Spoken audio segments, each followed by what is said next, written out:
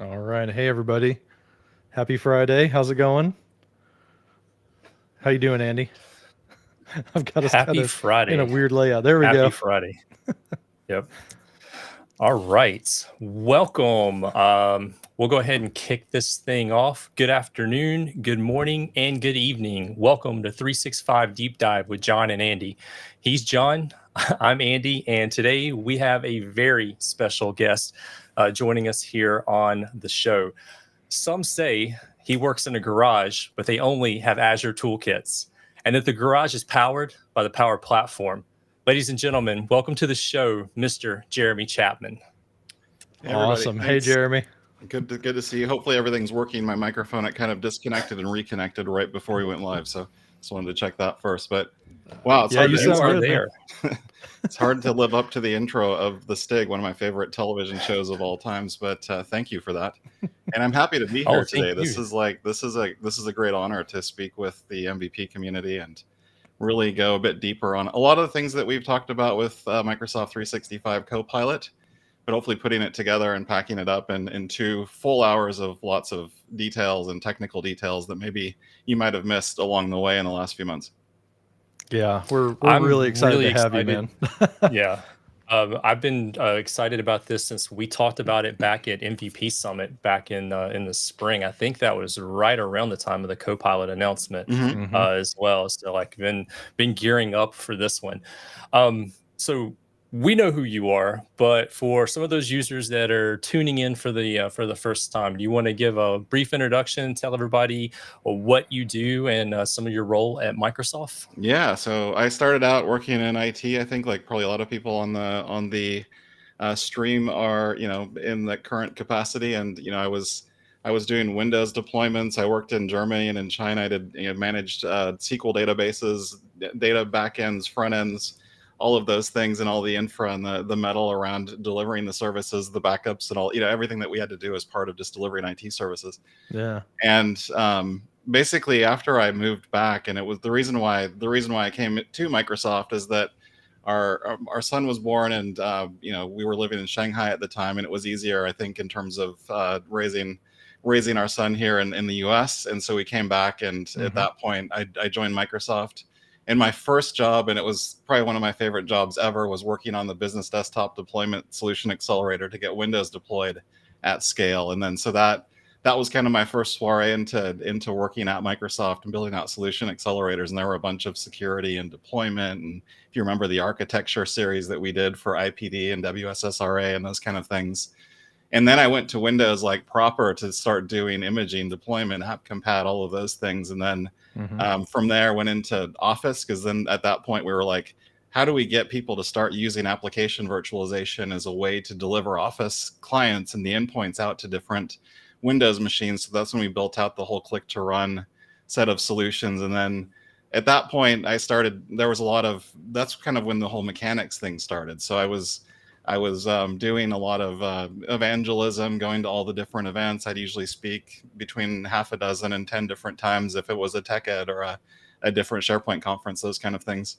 And then we decided we've got to scale this out. We've got to go and try to make people aware of how the cloud works. And for example, on Click to Run and Office Pro Plus at the time, that it all runs locally on the hard drive. You don't need to be connected to the internet at all times to use it and those kind of things. And then that just kept building. So then we built out to the rest of Office 365. And then the Surface team wanted to take part. And then, like all of in Azure. And then, eventually Windows came in as part of another contributor to what we did in mechanics. We changed the name. We were originally the Garage, as kind of you said in your Stig intro. And then our name got taken from us when the Microsoft Labs changed its name to the Microsoft Garage. So at that point, we became Microsoft Mechanics. And we're all about like just reverse engineering, showing how things work, everything that we do. And it's one of the best jobs, probably the best job I've ever had, where I just get to continually shift from topic to topic, go in deep, and you kind of reverse engineer the way things work with the engineering PMs and architects for any solution that's being built, so that we're the double click in terms of giving additional introduction to any of the announcements that we make, or some of the major initiatives, things like Zero Trust or deploying Windows, or Copilot right now. And this is part of what I just love doing, because you get to go in really deep and kind of immerse yourself in a different area, and then change that up every few months as different things are getting the spotlight. So we've been doing mechanics since, I think it was renamed mechanics maybe in 2014 or so, but we've been doing it almost 10 years in terms of that side of things. And it's never dull, because everything continually shifts and the ground's always moving in terms of where to focus and where to have your attention put on things. Yeah. Yeah, as we were putting this together over the last few weeks, a lot of what you were saying, like the behind the scenes of how you come up with the topics in the show, it reminded me a lot of Top Gear, and that's why the Stig got stuck in the back of my head, because you're deep diving into this information, but you've got to distill it down into something you can deliver in like a 10 or 15 minute, like, short video to emphasize, the larger message that you're going through. But you're shifting back and forth from product to product and app and service, like. You're like a walking encyclopedia when you start diving into this. So I imagine that it is a lot of fun, but also really challenging behind the scenes It is, and keep some on top of topics are everything. more involved than others. Like, I remember just immersing myself in quantum compute before we did the major announcements back in 2018. And I spent weeks like reading everything I possibly could, watching everything because at some point, my main thing in terms of presenting, I don't want to be on stage, presenting something as the authority and not know enough about it to where like the people that are watching me don't learn something or get something extra from what they already know. So if I'm in a room full of like Windows deployment experts, I better have something extra to add in terms of value. So I'll spend the time, the weeks, the months to get as deep as possible.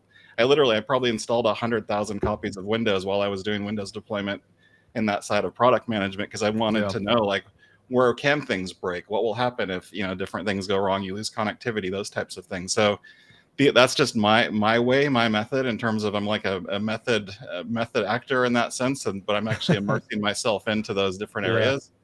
And then I would say, like, if you don't stay in that area, you do atrophy a little bit. So then it's always nice to go back and revisit a topic and then get deep again into that topic again, because after 6 months or 12 months, for example, if you haven't covered something or looked at something deeply, you need to get right back into it. And it's a fun way to stay, like, to keep the brain neurons, I guess, firing, to stay deep on various topics. But yeah, it is a bit of work in terms of making sure that we can, learn how things work and the way to kind of describe them and hopefully distill it down to where it's not too complicated as we explain stuff on mechanics. And I think that's a big reason why mechanics has been so successful over the years is the IT admins. I mean, many of them are watching right now.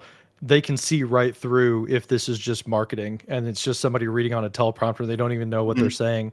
And mechanics, it's got that real feel of like, these are legit experts. They know what they're talking about.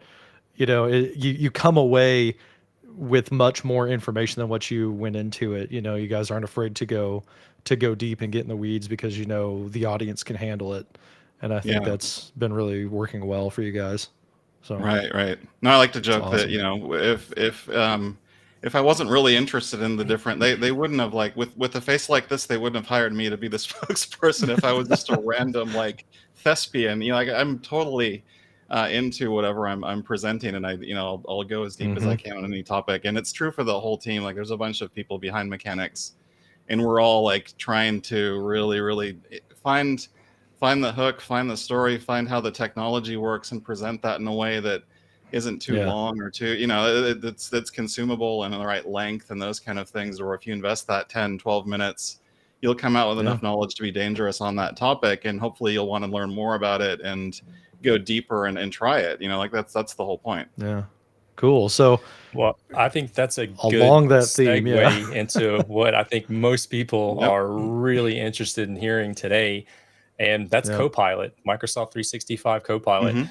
I think it's safe to say that 2023 is the year of AI. It's everywhere, and it seems like there are new services coming out every single day that are introducing AI in different ways. And some people, way smarter than myself, have said this is probably one of the biggest things that technology-wise has hit since the internet. And this is a pretty seismic shift, not only in how we work, but maybe even in our day-to-day lives.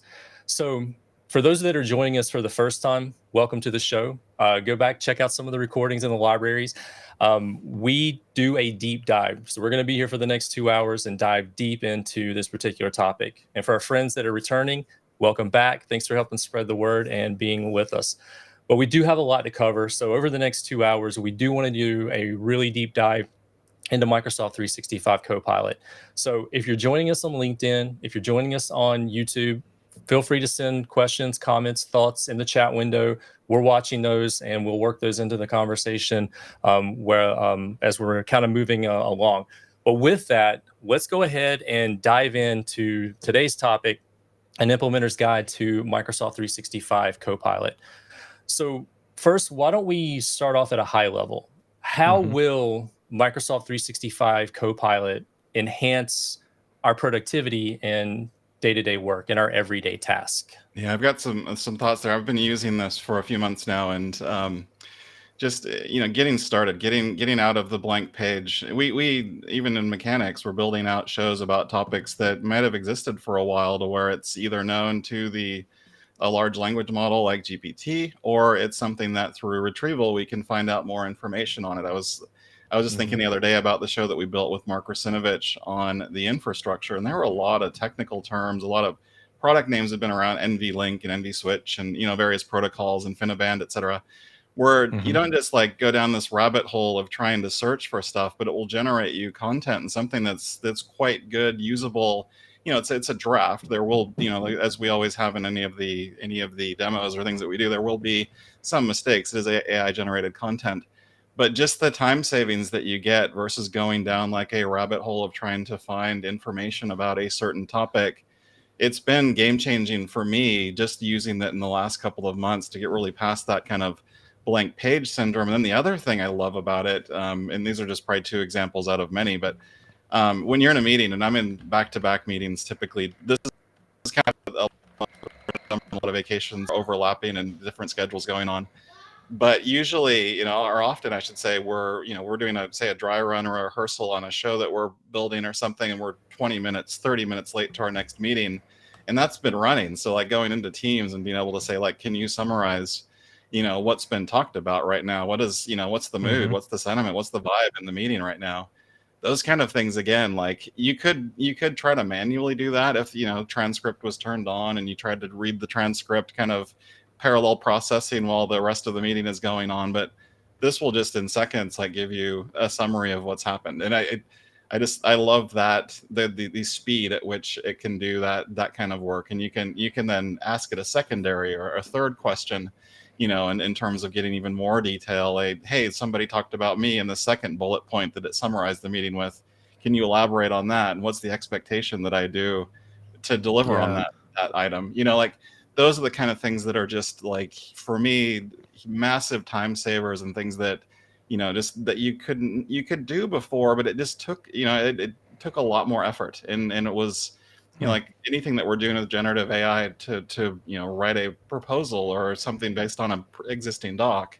Yes, you could manually write it and go to the other doc and take its format and all of those things. But all of that stuff, it takes a lot of time. So if you get something that will get you 95 or 90% of the way there, that's awesome. And that's kind of the way I've been using it, and just ways to just write even prose text about various like technical capabilities.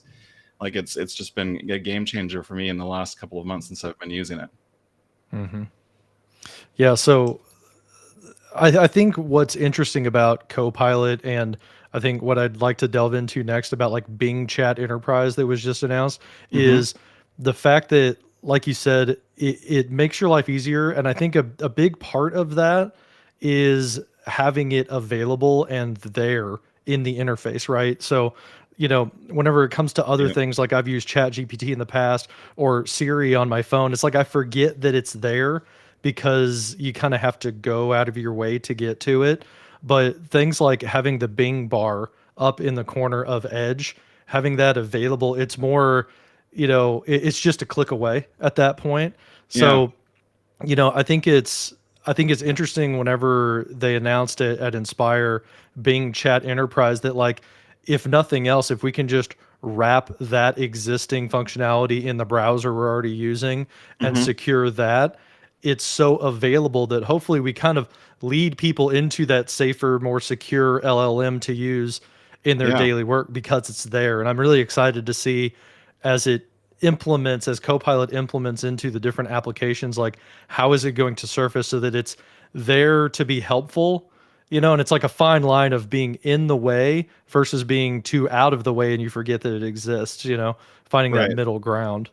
So, And it takes that extra step because and you can do this, mhm, and we showed it through Bing Chat Enterprise, where you could take, say, a copy and pasted piece of text and give me an analysis of what I've just pasted into the prompt through Bing Chat Enterprise. And that we're guaranteeing the fact that we're saying that from a data protection and privacy perspective, like all of those different needs are met. And we'll go a bit more deeper mhm, into that topic in a bit. But doing that in say an open kind of solution where you're actually taking business content and pasting it in and saying, give me a summary, like you don't know where that's going, and there aren't necessarily going to be these kind of tenants around how that service is run and managed. So it makes it not only like for the office apps where it's actually part of the workflow and kind of contained in that app experience for the user, but even when you're using Bing Chat Enterprise, like there are enough kind of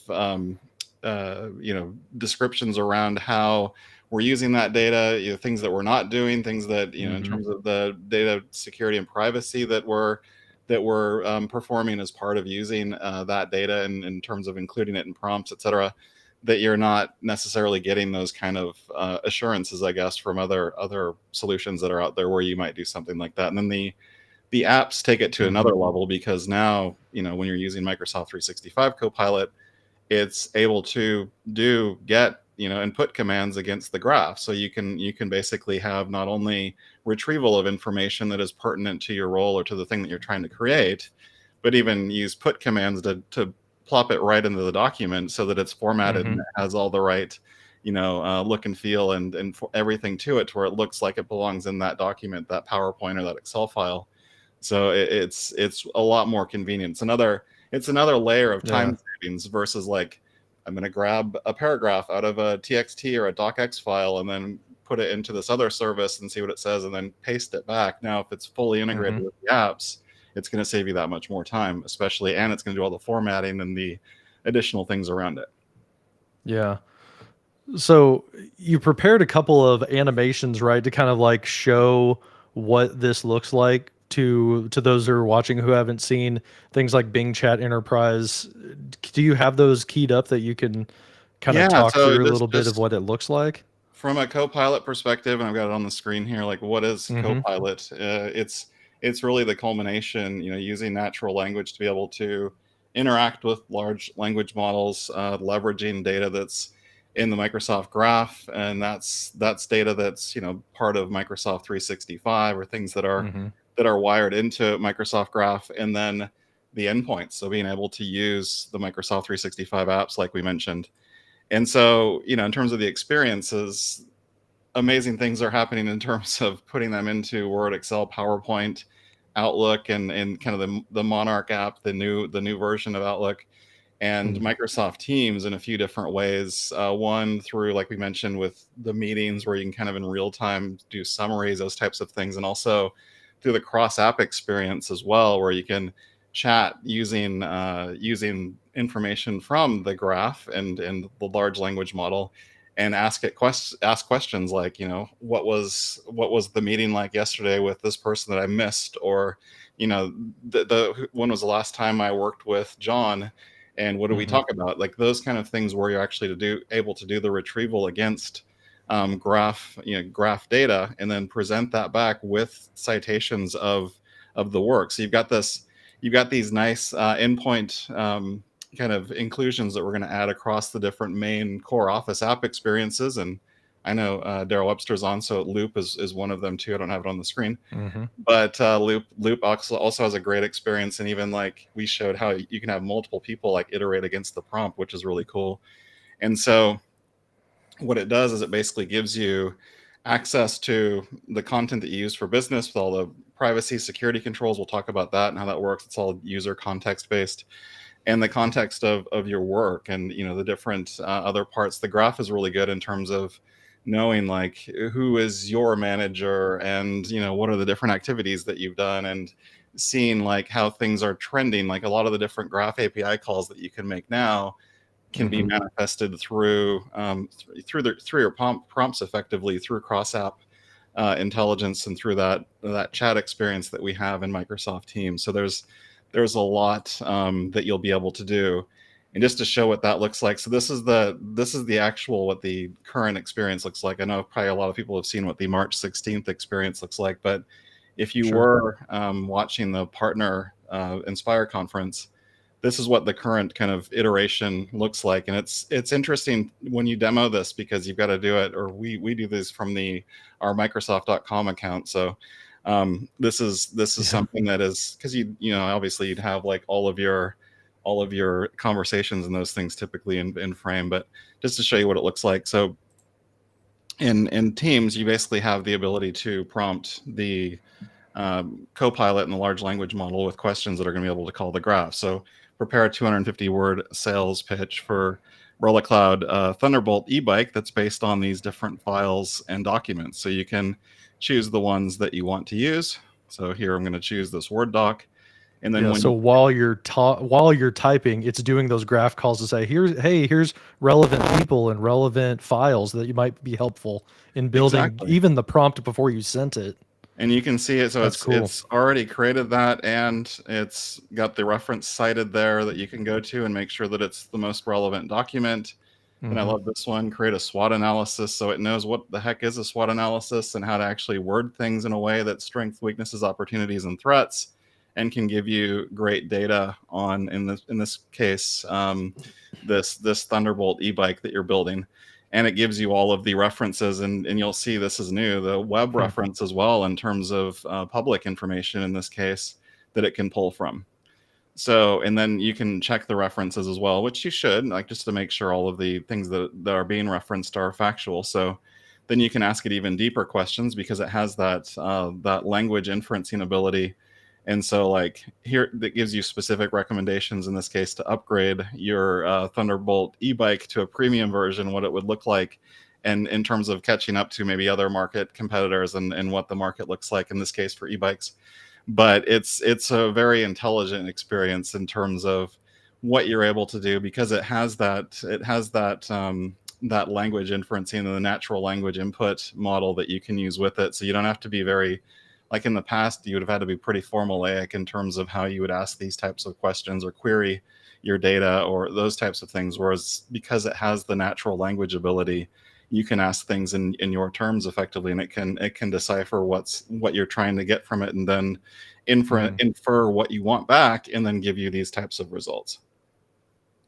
I want to draw attention to the ability to follow up from like the original prompt query search, the ability to follow up and expand, or even in some cases pivot or cross-reference with something else. I think that's been the biggest benefit of working with some of these technologies since they've become publicly available. Like even just in like Bing Chat, for instance, I start off on a specific topic. The example that I use often is Excel, a VLOOKUP versus an XLOOKUP.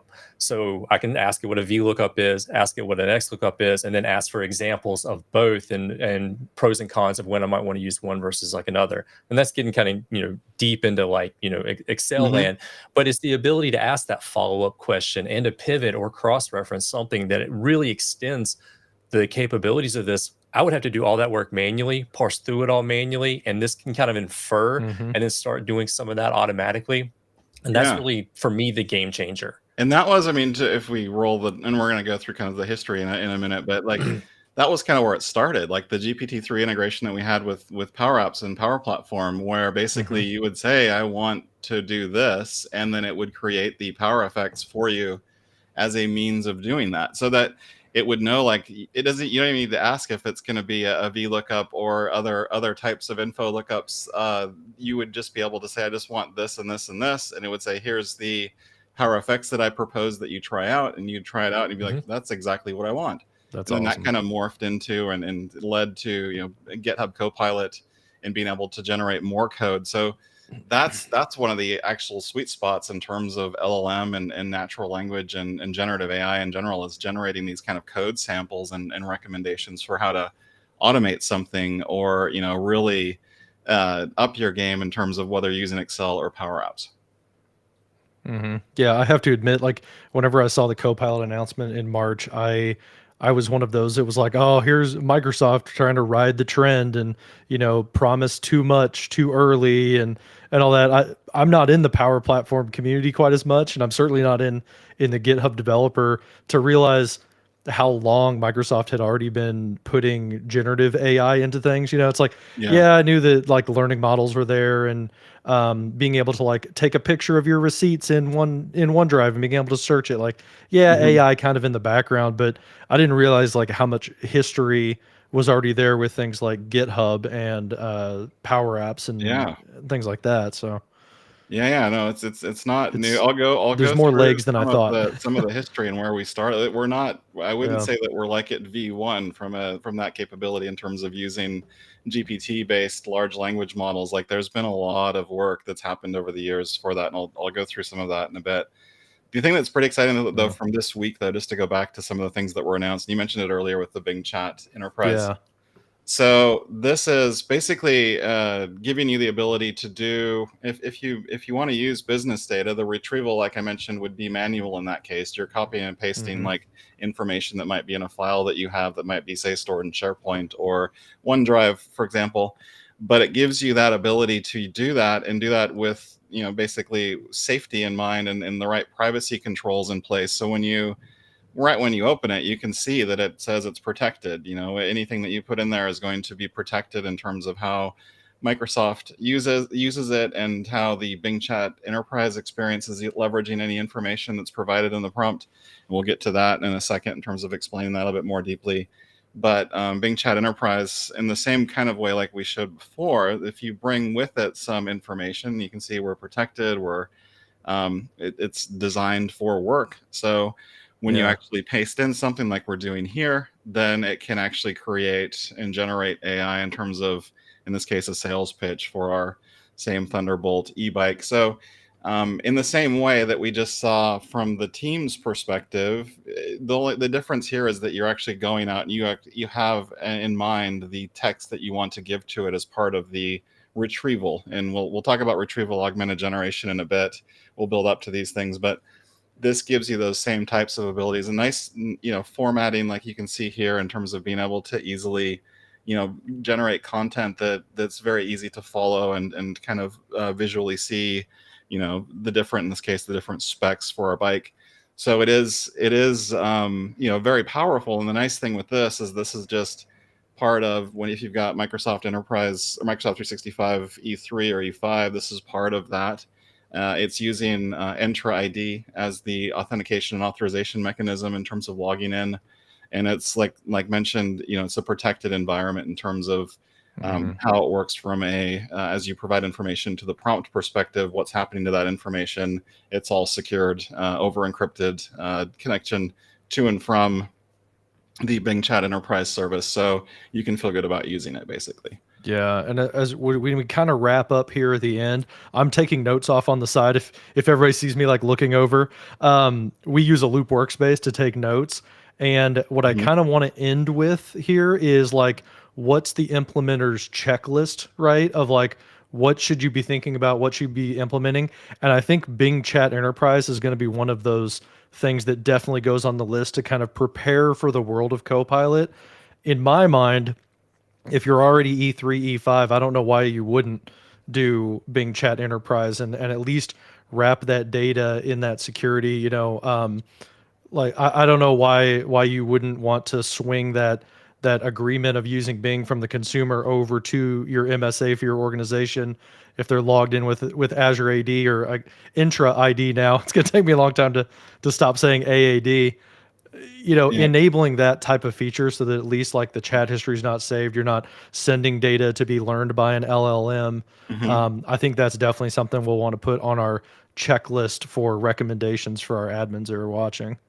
Exactly. And you kind of mentioned in terms of how we got here, and this isn't like our first soiree or the newest thing that we've Yeah. done in terms of the using large language models. So I Hmm. wanted to go through like a little bit of how we got here and kind of recap of Okay. all the different major milestones when you think about it.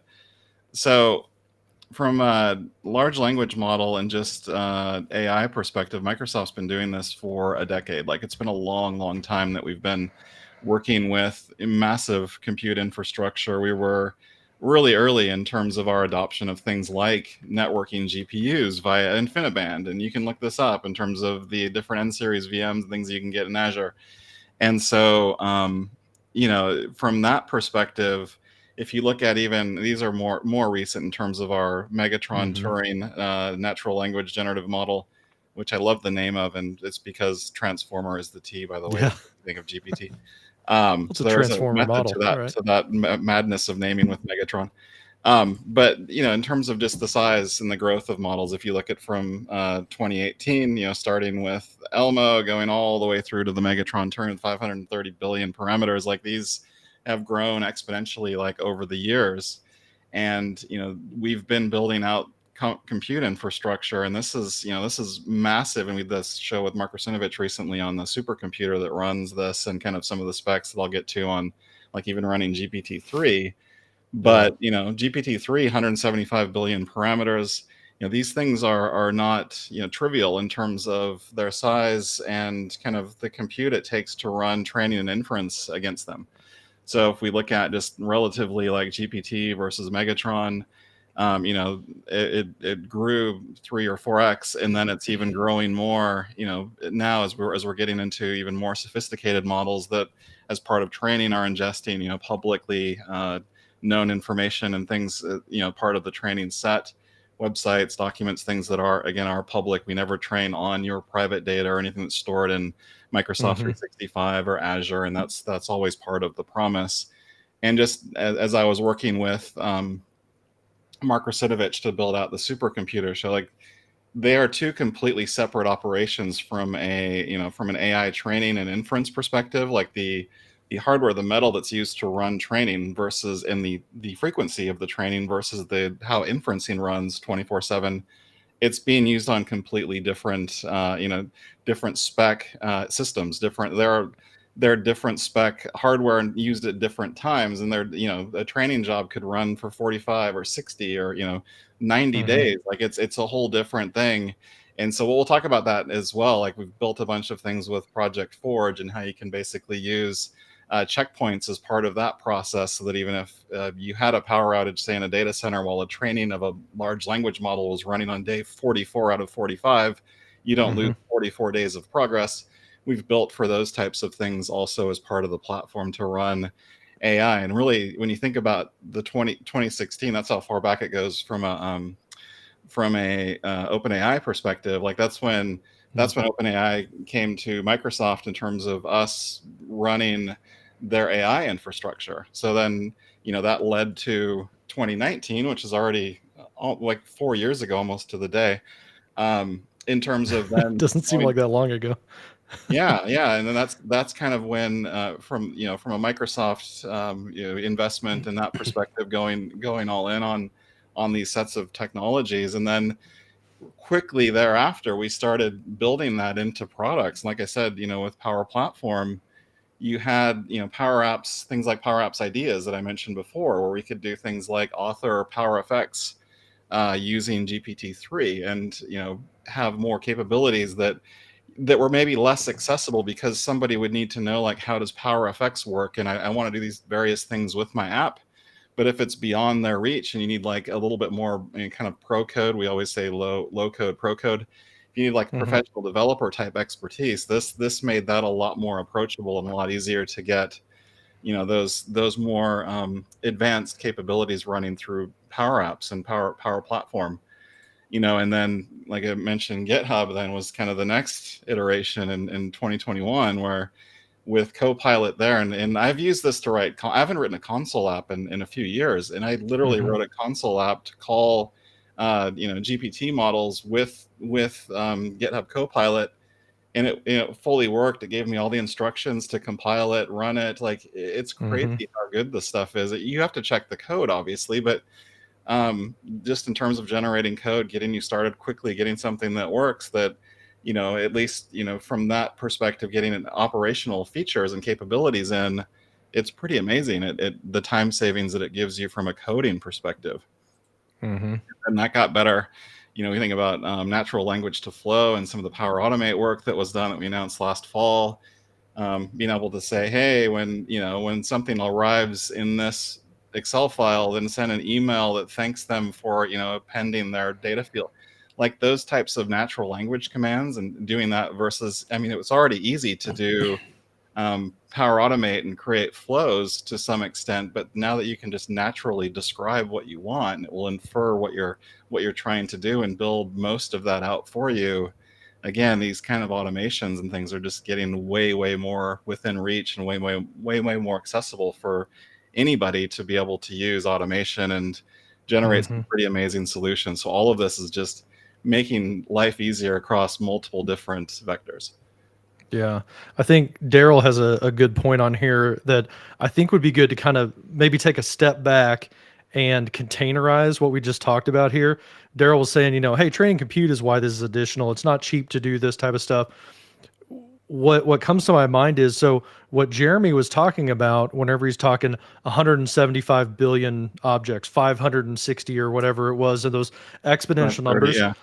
that is training that has already happened, right? So when you're thinking in terms of Bing Chat or Copilot, things like that, that's one piece of the data that's being, used to build the response, right?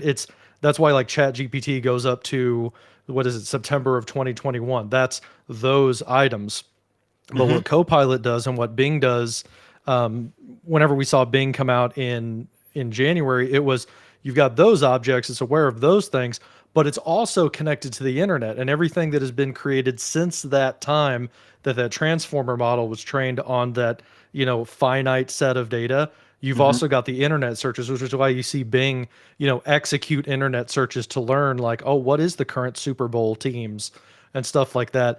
And then Yeah. you bring Copilot in, there's that live graph connection where I think I want to make it clear that Copilot is not training on the data that is in the No. graph. Not at all. It's one of the components. It's one of the sources that it's used when it does that thing called grounding, where it checks the trained data, it checks the internet, it checks the people, the files, everything that's a live connection in the Microsoft Graph, in order to come back with a well-crafted response to that prompt. Yeah. So it's not that, we're paying $30 a month to, subsidize training of the internet on LLMs. It's the trained model is just part of all of those different bubbles of what you get access to, above and beyond if you were just using like Chat GPT or something. Yeah. So, So, and I was gonna go there anyway, but I think you fast forwarded me a little bit in terms of oh yeah, time. to jump ahead of your picture. Yeah, no, Yeah. that's the problem. And I want to say, I'll just pause this here actually. But the nice thing with, when you think about the different, this is all about retrieval augmented generation and retrieving information.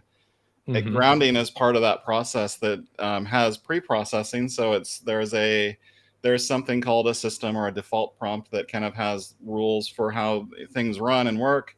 That gets Yeah. processed in, plus what the user asked for, plus what information can be retrieved through the graph. And like you said, in some cases, like when you're using Bing Chat Enterprise or Bing Chat, even on the consumer side, it's moving information in from the open internet in terms of trying to find the most relevant content, work that in, apply the citations, all of those kind of things.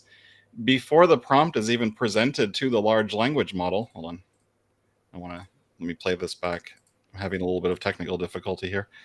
Okay, so before the prompt is generated or is presented to the large language model, so it's doing all of those different steps to work with the different data sources that it has access to, all based on the user permissions in the context of the person using Copilot. And another thing that we're doing is we're using what's called the semantic index, which has like relationships and other things in terms of your organization, so it can more quickly give you results.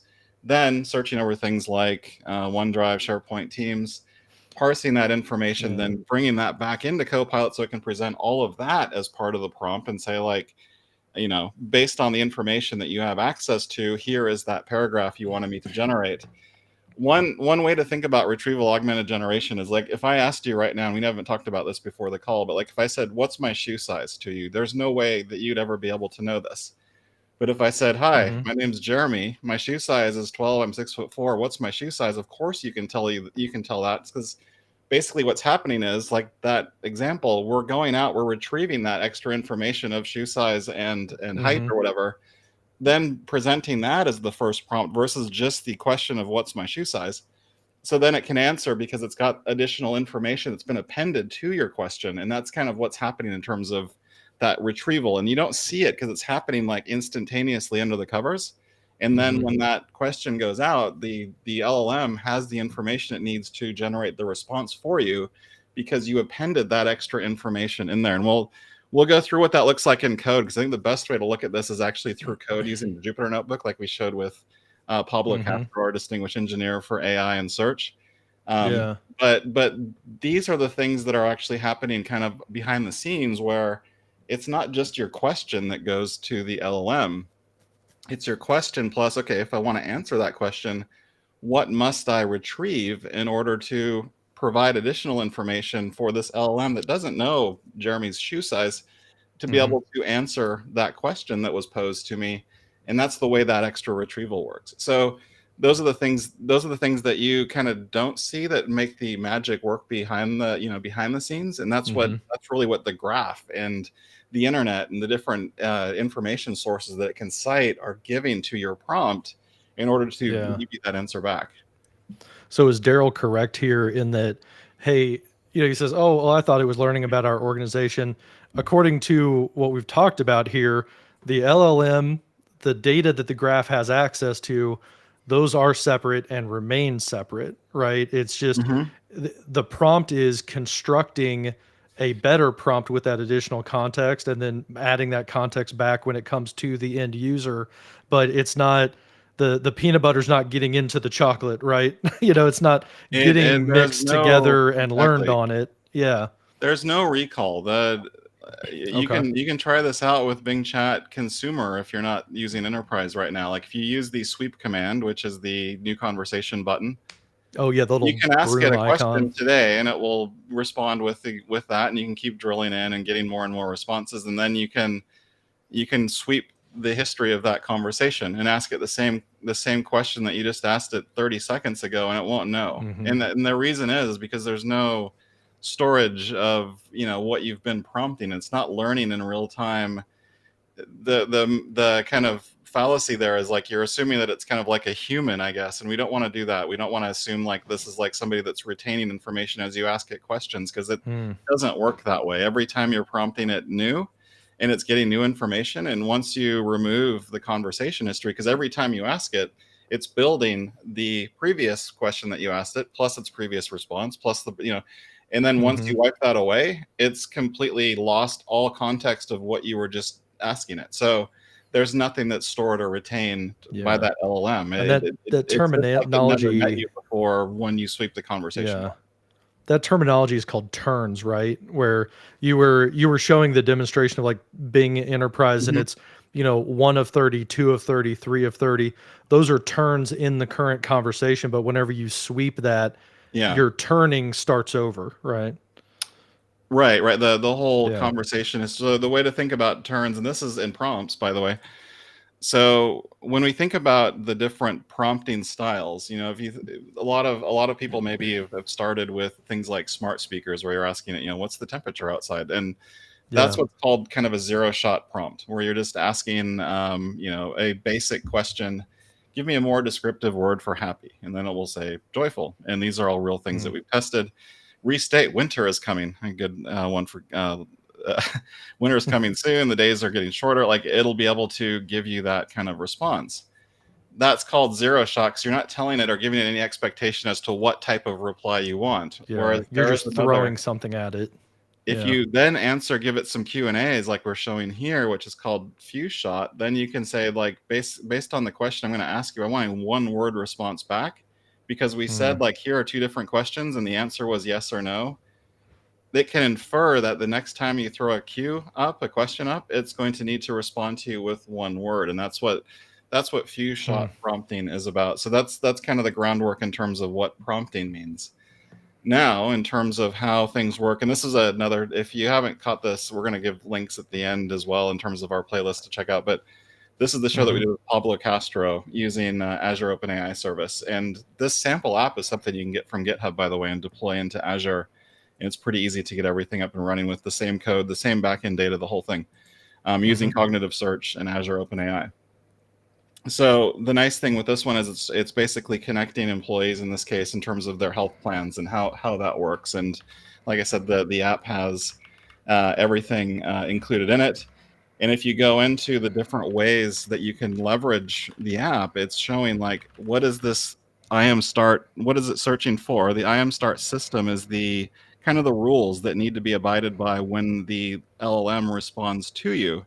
So be helpful, be polite, do these things correctly, cite your information and your sources. And then when it goes out and actually retrieves a source, it can basically go in. It's finding, in this case, a PDF file that you can see in the middle of the right pane there, mounting that PDF, extracting the text from it in the second PDF, using that then to effectively respond to and infer the response to your question. And just to go a little bit deeper, because I always say there's truth in code. If you go into the Jupyter Notebook, and I love Jupyter Notebooks because you can not only like see the code that's there, but you can actually interact with it and see the responses to it. Yeah. So like in a Jupyter Notebook, first you can see in our case with our OpenAI service, we're using Azure and authenticating with we're using an Entra ID. I'm also getting used to the new naming.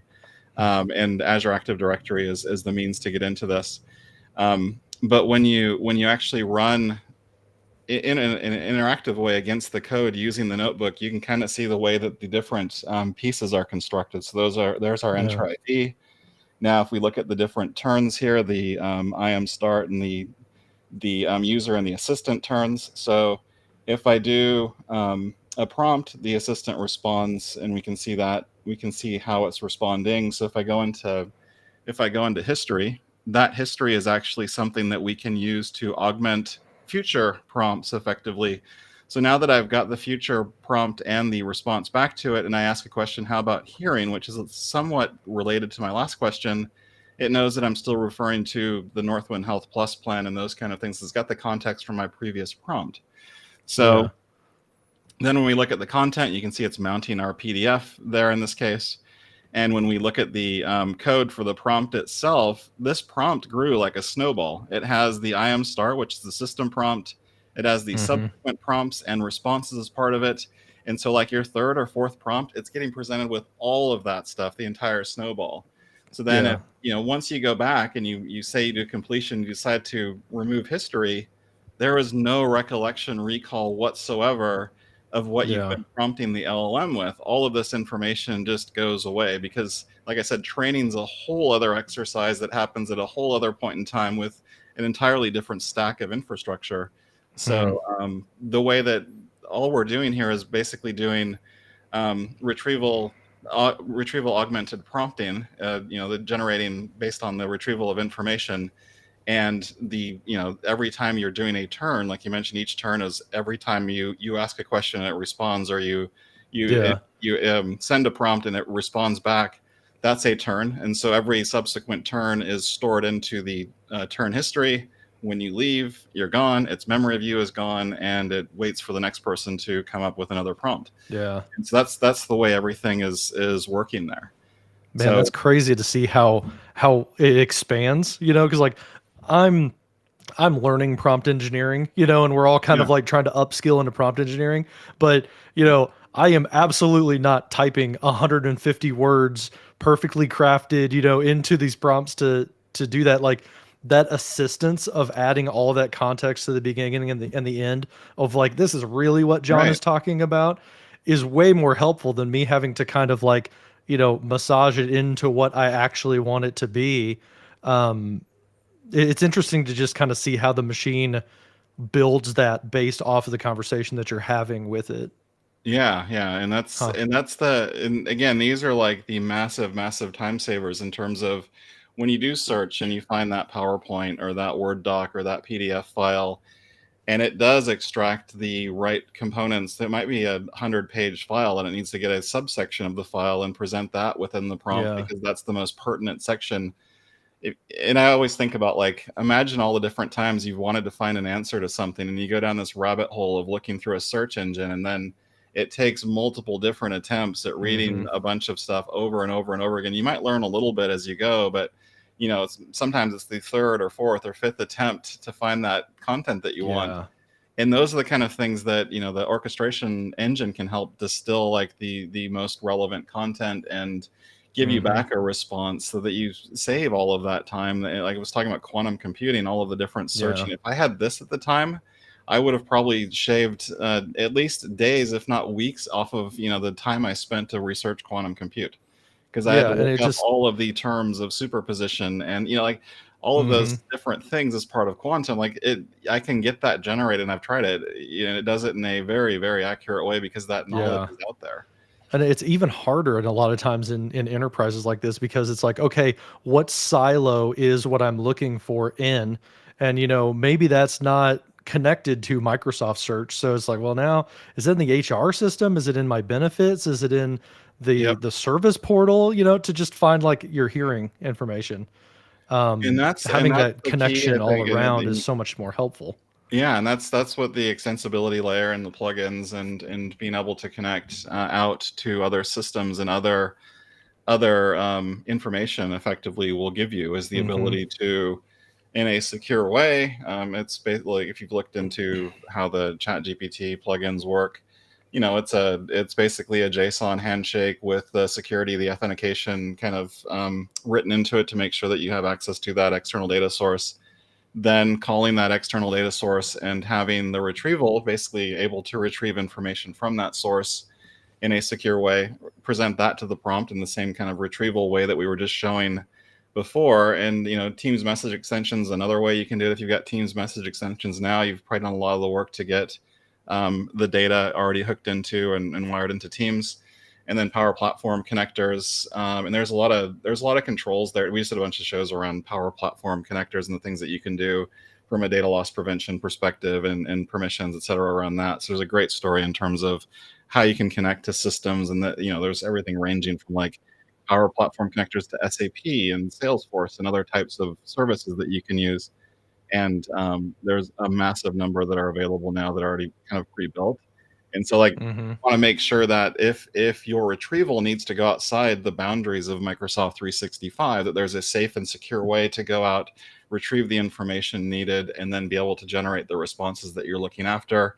Again, with all the peace of mind to know that the right authentication and the right Hmm. authorization has happened to get to that data before it's presented to the prompt and generated as a response for you. Yeah.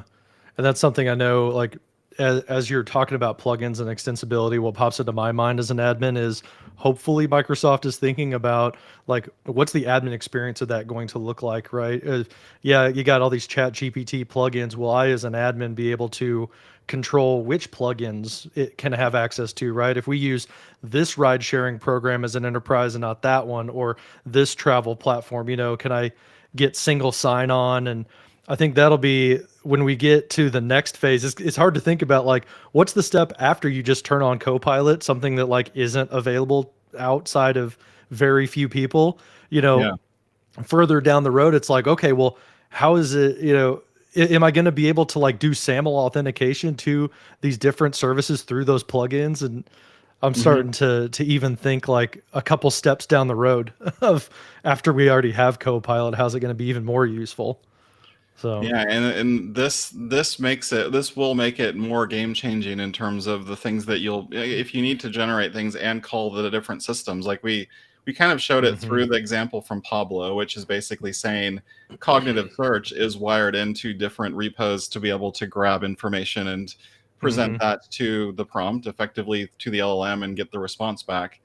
the more that you can connect it to useful information, the better off it's going to be from a user experience perspective. Because if you think about like a lot of the manual processes where, oh, that information's stored in an HR system somewhere, or that information, I'm sorry, you can't find it through SharePoint search natively because it's in this other Yeah. thing. So imagine if you have the right security and the right connections to that information, where you can basically answer these types of questions very quickly. Then it's gonna help, A, save people time, and B, build more familiarity and comfort with people using the service and getting value from it, frankly, in their everyday work. And I think the Yeah. plugin, the extensibility story, getting that all additive to the Microsoft 365 Copilot is massive to make sure that there's this larger boundary of secure information access that you can use as part of generating content that's generated from the LLM in Yeah. that case. Daryl and I have such a soul connection. I was thinking the exact same thing here. Is like, I prefer to admin my Copilots from one admin center. I'm curious, Daryl, in the chat, what do you think the inevitable admin center is going to be called, and how long before you think the name gets changed to something else and it gets merged into another admin center?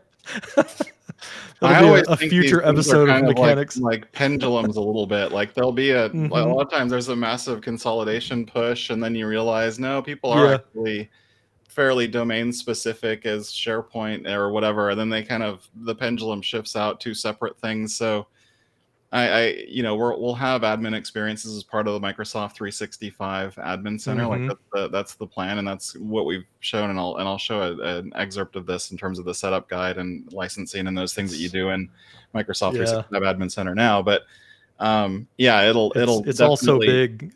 I need a Copilot for my Copilot.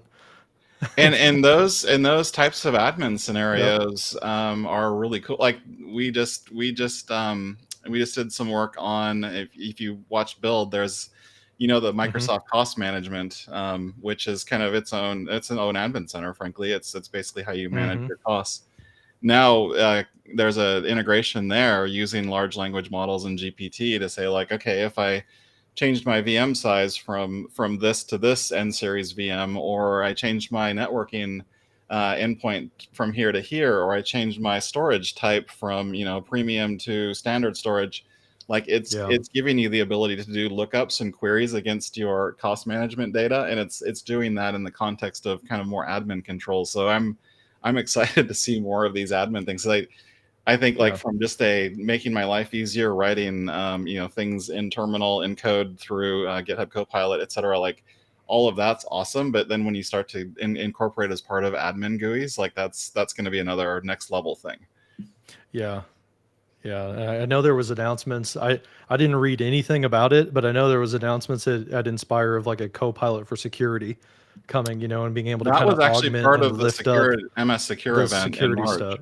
Oh, okay. Yeah. So it was back in March. Yeah. So, I mean, even like using Copilot to assist those internal operations, all those sizzle demos are about like, oh, this person in sales trying to get customer, details of their customers and stuff. But even internal operations will be able to benefit from these types of things. And you guys are building Copilots specific to those types of roles. Yeah, and that was kind of one of the big stories, I think, this week from the Inspire conference. Was not only do you have these general purpose Copilots that are part of what you experience through Word, Excel, PowerPoint, Outlook, Teams, Loop, but you'll have these like role specific ones like the sales Copilot, and like I mentioned before, the cost management one in Azure, that we talked about at Build. Like these are more specific to your domain or your area that you work in. So you'll be able to get even more specialized value effectively from the large language models in those cases. Yeah. Okay. So, Daryl has another good point in here about like, so back onto the topic of like preparing for Copilot in the organization and moving into like how do we remediate oversharing, or what do the admins need to think about like to get ready for this, because it's not available now, but we also don't want to be caught flat-footed whenever Copilot is made available and the business starts demanding it. What do we do to prepare for it, right? Yeah. And I think the thing that you can do right now, like whether you have access to the kind of the early access program or not in terms of Copilot, and sometimes it's the Mhm. best practice in general, unrelated to Copilot, is enabling just enough access and zero trust and all these things around information protections Mm. and the security around how your documents are found and discovered by people within your organization. So that's a big part of it. So in a lot of cases, you'll have maybe too much access, or what we call oversharing a lot of times, where basically anybody in the organization can look. So if here I've got a salesperson, and the salesperson can gain by looking at future product plans, they Mhm. probably shouldn't be able to access R&D team, mergers and acquisition, exec team content around the future product plans. But the sales team does need sales information to get their job done. So then achieving what's called just enough access and making sure that everything is locked down to the right roles and the right people that should be able to access that content. Again, that's not a Copilot specific thing. That's just good data hygiene and making sure that the right Yeah. permissions and controls are in Yeah, place. you're not showing Copilot here. You're just doing a Microsoft 365 search and finding things you shouldn't have access to, right? Right, This is right. stuff we should be doing anyway. And Yep. it's the same search. Basically, again, it's the Copilot search is being run under the context of that user who's logged in and prompting within those Copilot user experiences. But the search rights and the permissions to files and documents are specific to that user interacting with Mhm. Copilot in that specific app, or in Teams, or in the any of those experiences. So I guess from an Yeah. admin perspective, again, these are things that if I wanted to go into SharePoint and search for stuff, or through other Microsoft 365, web properties, for example, and do a search, these are things I'd be able to find with or without Copilot. So you want to make sure that, in this case, just getting the right access controls and permissions around all your files and documents and all of those document libraries, all the different containers. And there's also a condition it didn't even dawn on me till I was talking to our own internal IT, but there's also something called undersharing, where maybe it's somewhat tribal in terms of where certain documents are stored for, like your health plans and things we just saw with Pablo's demo. Yeah. Where it's undershared now, and you want to make that more accessible to the large language model. And that could be either moving that information sometimes from a third party domain into SharePoint and having that be the source of truth where that document or those documents are being stored, or create a plugin to where it can access that external information. Because it's the way that we've got a lot of like healthcare coverage information and things at Microsoft that are outside of the Microsoft.com domain. So Mhm. it's not always easy to navigate between those two different domains and systems and where those different files are stored. And these are things, again, that you can solve for in terms of solving for both oversharing and getting just enough access if there's too much sharing happening, and then undersharing, making Mhm. sure that the model can find, or the orchestration layer and Copilot can find the information it needs to respond.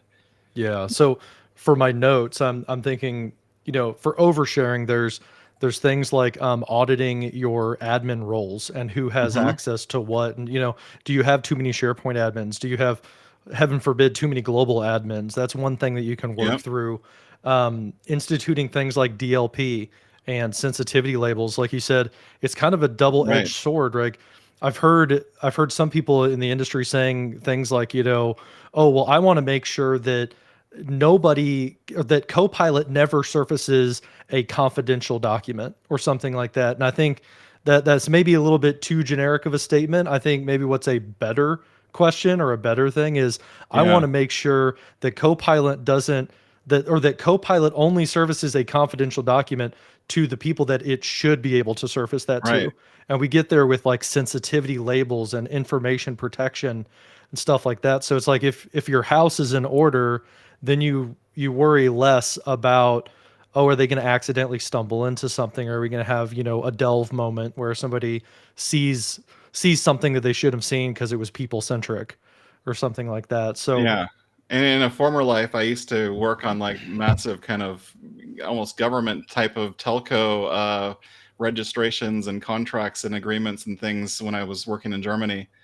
And Yeah. the people that a lot of times can benefit more than anyone else is like, you think of the attorney who's got to parse through a 2,000 page contract and agreement and summarize some of the concept. Like those types of things, even though that's a confidential document, again, if you lock the document down to just the people who should see it, a lot of times those scenarios are some of the most valuable scenarios to where you're going to Mm-hmm. use the power of a large language model and generative AI, because some of this, and I wanted to go into the law profession actually before I started college, and realized that there was Oh, really?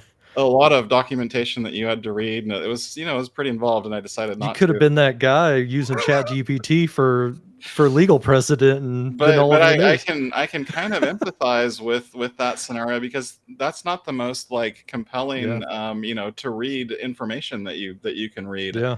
as a human typically, and there's a lot of nuance in some of the verbiage there. So having something that can parse that and infer what's in there and summarize those concepts out, like, again, these are massive things that if you think about it from just e-discovery and trainable Mm-hmm. classification that we have through a lot of the other solutions that we have that use AI as well. Like, these are Mm-hmm. massive areas for AI to provide value. So you don't want to necessarily say, like, if anything has a confidential label, block it from the system. It's more like, make sure that if Jeremy is searching for something, that document is the thing that only Jeremy should have access to, and that it's not being shared in a bad way to where it's overshared with others that shouldn't have access. So Yeah. Daryl has a good point. Again, thank you, Daryl, for all the stuff you're throwing in here. But the reporting in SharePoint for how many people are sharing to everybody in my organization or anyone in the world, and can we, put controls around that, or can we expire links that are anonymous links where everybody in the world, that's built into SharePoint today that we can look at while we're preparing for Copilot. And what you have on your screen now about active sites, that puts in my mind yeah, another thing admins can think about to prepare is group lifecycle management, and not only having files that are too old from like a liability standpoint, but also if you have all these orphaned groups out there with data that's years and years old, it also might reduce the functionality or the relevance of what you get out of Copilot. right. So having fresh, accurate data by cleaning up your groups on an appropriate time is Yep. another thing that you could do to kind of prepare for these things and say, hey, do we really need more Microsoft Teams than humans that are working at this organization? Maybe we should clean house a little bit. Um, Well, those part are all of kind of that things to too, in think terms about. of the recency and those things, you can include that as part of your prompt. So, include Okay. information from files Only that, things so, in the past 6 months yeah, or whatever. past six Okay. months or past 12 months. So that a lot of that too is around, and I think this will be like the next kind of Yeah. frontier in terms of user training and adoption, is like, how are we successful with prompts in the best possible way? Like, adding those instructions, like we saw with FuseShot, where you say, I want Mm-hmm. to have it in tabular form or bulleted, and make the bullets all 12 words or less, and give me this type of information that's only 6 month or less old, and all of those kind of parameters that you put in. Mm-hmm. And then getting to a state where you're just very comfortable at speaking that language of basically asking what you want in the right way. It doesn't have to be like query language like you would do in SQL or T-SQL or something, but the natural language means of putting that information into the prompt, and then it can basically, the LLM will be able to infer what, based on what you're telling it to do, because it's got that natural language Mm-hmm. ability, and then spit back the response that you're looking for with the different parameters that you added. And those, I think those parameters is like, that's going to be the Yeah. next area of where especially where where you guys, especially as MVPs, can help in terms of spreading that message of what's working, what's giving you the best results in terms of prompting, and how that's working out. And we'll do the Mm-hmm. same on the Microsoft side, obviously, but all of that as people get more and more kind of into it. You see it on some of the other models now in terms of people using it for image generation, etc. The prompting is pretty Yeah. key in terms of speaking that language and Yeah. describing what you want adequately. And it's arguably a similar thing. If you ask a person to do something for you, the more detailed and the better instructions you can give, the better results you're going to get back. And that's kind of the same way working with working with a large Mm-hmm. language model. Yeah. Andy, you're way ahead of me on that with your upskilling into prompt engineering and being in depth about this. I think that's something all of us can take as IT professionals away is learning and getting good at this, because in a lot of ways we're going to be blazing the trail ahead of others to say, okay, what are the best tips and tricks, and how do you get the most out of it? Because from my perspective, it's almost like I've had to relearn how to use a computer again, because I've been thinking for 20 years how to talk to a computer in terms of search engine optimization and and semantic search and stuff like that. And I have to like break out of that mold to kind of give it more information of what I'm looking for, rather than, well, I'm going to throw something into Google and then the hunt begins. Yeah, and that's where this concept too, like just building an internal community, a center of excellence, and I know Caruana is working on this a lot in terms of bringing a lot of the knowledge that she gleaned in her team Yeah. from like getting teams out there and having teams get used in very powerful ways. Like this is the same type of thing that that you can do from a like sharing your successes and things that work as you work with Mhm. prompts, and then that's the internal side of it. And then there will also be a lot of, I think, information sharing, YouTube videos, of course, and blogs and things that are working for people in terms of how to share their prompt experience as well. So just to go back though to the Yeah. conversation in terms of tooling that you would use in terms of getting to just enough access. Okay. So the nice thing with the SharePoint Admin Center, it's a way to be able to go in and kind of audit who has access to information and see the different site Mhm. members, your visitorship settings, the privacy set to the site, Yeah. whether or not external sharing is enabled for certain sites and or teams, document libraries, etc. The labels that are applied to them, like all of these kind of things you can do. It is a process to kind of work through that list, but there are other tools that can help in terms of automating some of those steps out. So Mhm. with Microsoft Purview, the nice thing is not only do you have, like, imagine you're doing a project-based assignment, and we've all done IT and project-based stuff where we might think, okay, we've declared victory 6 months in, now that we've done all of our work in terms of looking at every single site and document library, triaged everything. Then you still kind of want to have the different nets, safety nets underneath that will do things Yeah. like automatically label and apply protection to files. And that's where things like Microsoft Purview can help in terms of document classifiers, trainable classifiers. So like if we do see that contract or that patent Yeah. application, bank statement, etc., that it will detect that type of document that you can then apply additional training to make sure it's even more accurate than our built-in models, which are pretty darn accurate as they are. Then that can apply the right label. And based on the label that's applied, it will apply the right DLP policy or the right sharing permissions to that file. And then you've got a second safety net, just protected container of the Mhm. document library for your legal team is not used and somebody stores that contract off board. These kind of things will help in terms of being able to find, label, based on label, then apply the right policies to it, and then apply the right controls on top of it. And the nice thing with DLP in general is it's multimodal in the sense that it will work across email, SharePoint, OneDrive, Teams, and Teams chats. Even your Mhm. endpoint DLP that you can do on Windows and other platform devices, and then Defender for cloud apps. You can even wire in on premises file shares. And I actually did this at home when we were building the show out for DLP. It all works. Like it's pretty amazing when you get all these different repos wired into your data loss prevention kind of fabric of what's being protected. And so these things will help, and again, in terms of Mhm. making sure that people have the right access to information. Yeah. And then there's one other thing that I'll mention, and I know Sesha Manny, who's we've worked with a long time, and Mark Cashman I see in the chat knows him Mhm. well. But something else that's brand new is the SharePoint Advanced Management and part of Syntex. And so that makes things Mhm. even better in terms of identifying oversharing and being able to flag you. Like here we can see we've got our oversharing flag in email, that our highly confidential site project Apollo is being shared externally. So it can flag you and kind of Mhm. proactively tell you about it. You can then request site access reviews for the site owner so that they make sure the right people have access to the site. And then you can restrict it to security groups right from this one experience using the SharePoint Advanced Management. So that helps again in terms of correcting any oversharing situations and proactively getting notified as well. Mm-hmm. Yeah. So getting to the admin setup guy, I think we've kind of delved into it a little bit as far as like pre-work and Yep.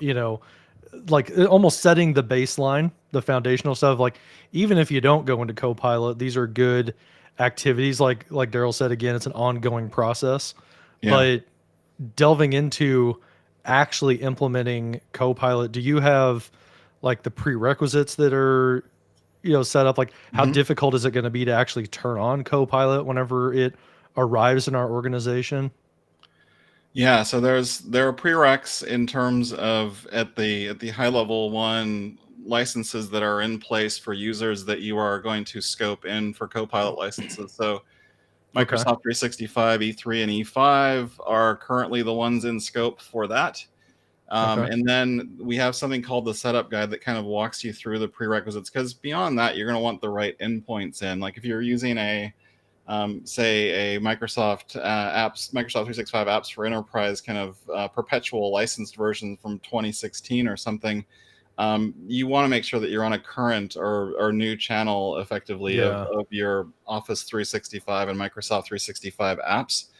And then a lot of the experiences obviously you can get to from the web, and like if you're Mm-hmm. doing hybrid exchange, those types of things, you want to make sure the mailboxes of the people that you scope in are the online mailboxes so that they can use Yeah. that, and they have the new mail client so they can use those abilities. So there's a little bit of prereq in terms of making sure A, the right licenses and services are in place, and B, your endpoints and apps are the right ones. But it Yeah. is a cross app, cross platform thing. So we have experiences that will work on Windows, Mac, Android, iOS. Like Hmm. we've shown all of these things since March, and the web experiences are kind of any platform because they're from web. But it gives you more flexibility in terms of once you have those prereqs in, and then the setup guide is something that we've built for the admin center. And when you Okay. So there's already a checklist and this is here basically a or coming. checklist type tool. So Okay. this walks you through what you need. So Microsoft 365 apps for enterprise, Microsoft Entra, making sure that you're using Entra ID, because there are Mm-hmm. third-party IDPs that you might use that won't necessarily have the same type of fidelity. And because remember, we're doing search based on your information access, and a lot of that's governed by the graph, which Entra Yeah. ID is the kind of access and authorization source over. And then you've got Outlook and getting the new Outlook, getting Microsoft Teams, making sure that's a sufficient level client, and then Microsoft Loop, which there are some steps to get Loop running, as you know, and probably Daryl Webster on the call knows all too well. And then the semantic index for Copilot, that's something we will provision on the Microsoft side as part of Yeah. getting that ready. And then after that, it's basically around what you do in terms of getting licensing assigned to the right people. Mm-hmm. So, you can from here in the setup guide apply if you need to E3 and E5 Microsoft 365 licenses to people. But, Yeah. those are already in place, and you already kind of have standardized on, say, Microsoft 365 E3. At that point, you just need to assign the Copilot licenses. So what you do there is once you click in, you can assign the right groups those licenses from a group level. And when you do that, those, in that case 9 individuals in the IT team that I selected there, will have the right licenses in place. And then after that, there's an email that you can use as a template. And I've seen the feedback. You might want to do this through Teams, but you've got a template that you can send through, however, whatever Mm-hmm. modality you prefer, to go out to say, hey, we're deploying this, and you're part of the initially scoped group of people that will have access to it, because we just gave the licenses or assigned the licenses.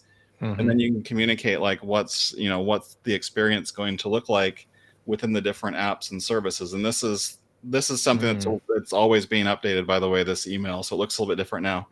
But these are That's nice basically that you can have that built for you. It's also optional. That's nice from like right. certain organizations that are extremely large. Like maybe we want our service adoption team to handle those communications, but if depending on the culture of your organization, you could let it send the email. As the chat said, it's nice to see a setup wizard like this. I mean, this is as simple as what we saw with enabling Loop and going through to create like the Office config policy. It's just, Mhm. it's very user friendly. You know, it looks like I'm not gonna have to get into like PowerShell. You know, me Yeah, and Matt Wade are pretty PowerShell adverse. You I know, so love looks like PowerShell. it's The not thing going to that be I'm getting overly used to now complicated. is the new PowerShell and the reworking of PowerShell. So I've got to get used to that now. I'm hoping to do a Yeah, PowerShell show so I personally can immerse myself into the yeah, yeah, newer ways of calling it via graph versus the older ways using the AAD yeah. module, for example.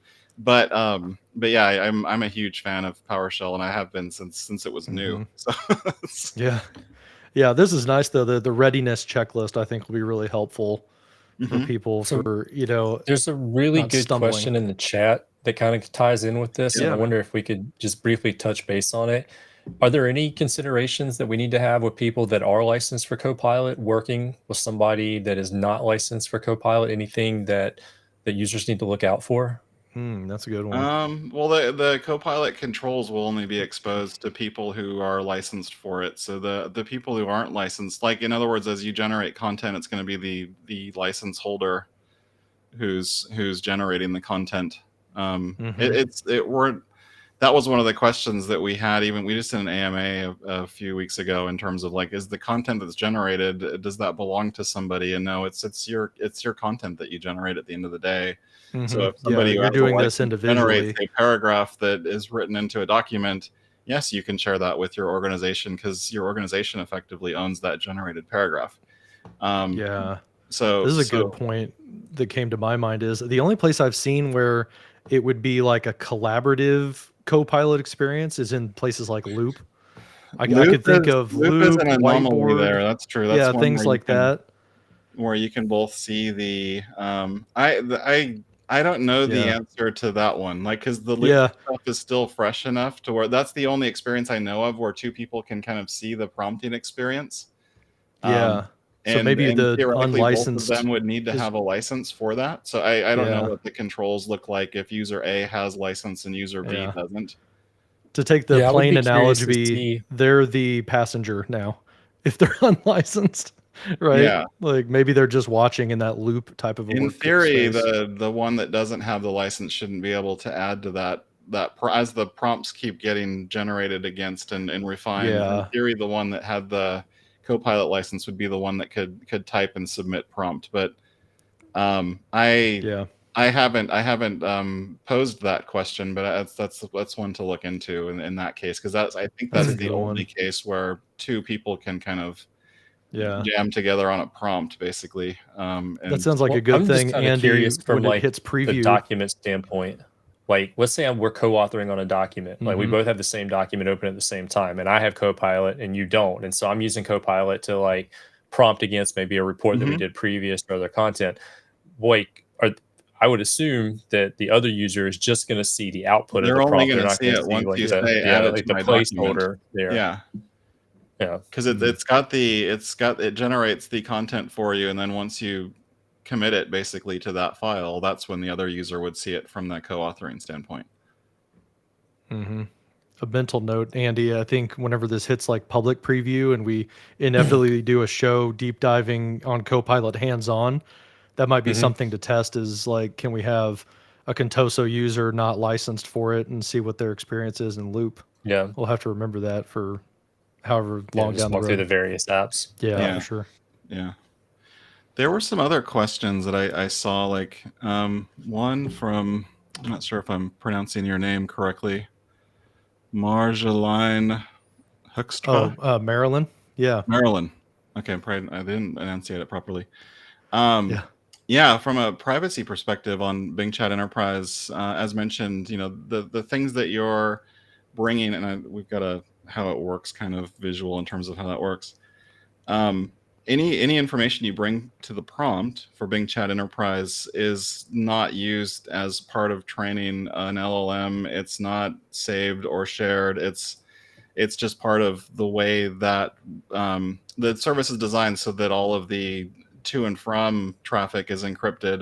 So if you think about a consumer Hmm. generative service, whether it's Bing Chat or it's ChatGPT, you're going to use it for consumer type workloads, the planning your parties or traveling to Greece or whatever. But rewriting the marketing plan, that's where things get a little bit sketchier if you're going to a unprotected type of service. That's why you need that extra security and that extra promise around where is my data going? Am I protected? So with the kind of commercial protections in place, in terms of Bing Chat Enterprise, when you do paste in that paragraph of information that might be from your business, your organization, it's not saved. There's no access to it from an eyes-on access perspective, and it's never going to be used to train the large language model, whereas those assurances aren't necessarily written in all the other modalities that you might use to build a prompt for other more public services. So this gives you, again, it's designed to have that peace of mind that you can build out that experience. Just to go a little bit deeper in terms of Microsoft 365 Copilot, this is where the orchestration layer in the middle is really, and this is, if you want to get to this file and kind of how, there's a really nice article on learn.microsoft.com, and I've created an AKA for it, aka.ms/M365 Copilot privsec. I think you can throw the lower third up on the screen, but it kind of walks through all of the steps in terms of what's happening from a processing and pre-processing perspective that the orchestration layer does within your trust boundary. So you ask the prompt, that gets sent to the Copilot orchestration service. The Copilot orchestration service says, okay, if assuming that the large language model is not able to answer that question or respond to that prompt, let's grab the information required from the Microsoft Graph. And the nice thing with Graph is it does use Microsoft Search. It's the get command in the Graph API. And it can find the information that it needs. It can find context around the user. If you say, show me X Fabricam contract, whatever, it knows that it's only going to need to search for people within a few degrees of separation from you, versus if Fabricam in Southeast Asia and you're in North America is working and they're both multinational orgs, it's not going to find the one that's completely separated from your normal work stream. So it has that context around your user account and who you work with and those types of things to isolate the right file. And that's part of the grounding process for pre-processing. Then the information that's retrieved is sent into a prompt. Like we saw before, the PDF was kind of mounted against the initial question. There is a system prompt that's appended to the top of it that says, be helpful, cite your sources, be polite, all of the things that you would want from a system prompt. In terms of giving you useful information back, and not, and with the right tone and the right level of friendliness and usability, etc. Then once it returns that information, then the orchestration layer again does a bit of post-processing to make sure that it's still, relevant and all of those things are going to work for the user. At that point, once it's done the post-processing and the grounding on that end, then it's sent to the app, whether that's, Word, Excel, PowerPoint, Outlook, or Teams, to either, respond to your prompt or to insert that content into the kind of the staged area for Copilot to commit to your file. But that's kind of the circle of life in terms of how all of this stuff works. And as I was mentioning, like the Azure OpenAI service and the work that we do with Pablo before, like that's all in the back end. And one thing that I hear a lot, and I see this in my YouTube comments too, people will assume that there's one GPT model that runs globally. Like there's only one. When I ask a question to GPT, regardless of version flavor of GPT, it's the one thing. And hey, aren't all the API calls being sent under the covers to that one model? Like it's just one all-knowing being that's out there. Like, the Wizard of Oz. The main thing is there are multiple instances of the GPT model running, and a lot of them, the ones that are running for Microsoft 365 Copilot are ones that are maintained by Microsoft running specifically for that service. There are literally lots of these models running concurrently together, and it's not just one. And like I said, it's completely separate from training. So inference is multiple models running concurrently with one, across different hardware and for different purposes. So these are instances that are intended for and used with, Microsoft 365 Copilot. And so, like, let's say, and the actual OpenAI ChatGPT model is also running in Azure. That's not a kind of Microsoft managed quote unquote instance of that or maintained instance. That's maintained by OpenAI. So the instances that we're maintaining as Microsoft are the ones that are being used for for inference on Azure OpenAI Service, on Power Platform, and Microsoft 365 Copilot, our Microsoft cost management type solution. All of those kind of things are running on the Microsoft maintained instances of the LLMs that are used. Okay. Michael had a good question in the chat here about the permissions. It's really helpful, by the way, to see this graphic, to see the steps that it takes and the number of turns that it does through the Copilot system. But do you know, are the permissions The checked permissions are checked. at what point? They're pre, so it's all while you're going the first time to the graph. If you use you can go to the Graph API Explorer right now. I don't have the link to it, and I can't give you that lower third, unfortunately. But you can go to the Graph API Explorer right now, log in with your Microsoft 365 creds or enter ID, and start asking it things like, "Who's my manager? What file did I last work on? What was my last email?" Maybe if Andy or John, you can find that link. But it's literally something like Graph API Explorer, aka.ms/Microsoft Graph API Explorer or something. But that's effectively the permission you have for initial search. So it's the search that you're doing through API Explorer and through the API effectively. That's just a GUI on top of the API is what's being found in pre. And so that it won't be able to even surface up additional information beyond what you have permissions to see. In the very first run, the first time you prompt it something, it's going through that initial level of permissions, and it can't pull in more information than you personally have access to whilst using Copilot. Oh, that's a cool idea, though. You can kind of get into the Graph Explorer, start seeing what it has access to, and that'll hopefully give you a little bit of nuance into what you can expect whenever Copilot It's the arrives. same, like mentioned. If you can get to it from search now, if you can get to it from the Graph Explorer, it's the same thing. These are things and these are personalized to you. Like if let's say you and Andy were in the same org, and you were in the leadership team and Andy was in the sales team, you're going to have completely different results when you search for updates with Fabricam or whatever you're searching for, even though you're typing the exact same search string, just like I was showing before for the sales team person. The executives are able to find the featured product plans or whatever that need access to those, but the sales team in my example don't. Like it's going to be predicated based on your specific permissions, and then you won't even see the files. Like you didn't even know they existed, as the user doesn't have access to them because they're not being enumerated as part of the results, right? So that's the other part of it. So you don't even see the title of the documents, even if they exist, because it's all based on your permissions to those files.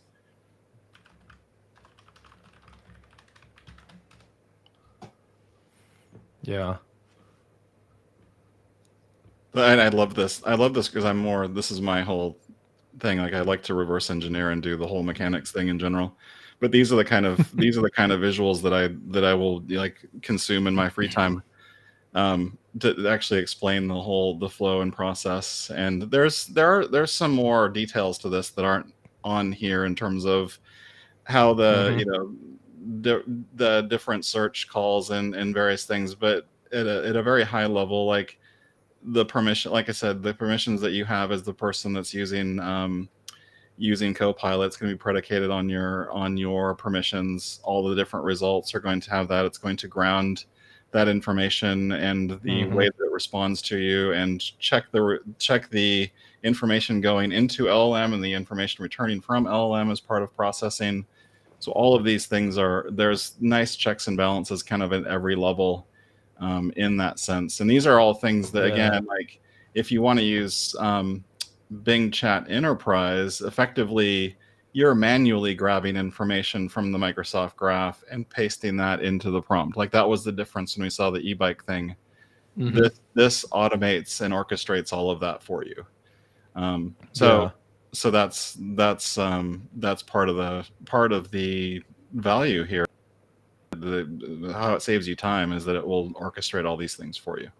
Yeah, it's cool to see this visual kind of maturing over time, and adding like those more critical details, probably in response to customers coming back. Daryl has a good question here of, are there steps that we need to set up that semantic index for Copilot? Like we saw in that step-by-step guide of like, here's the prerequisites. You need to be intra ID. You need to have the 365 apps. You need to have cloud mailboxes.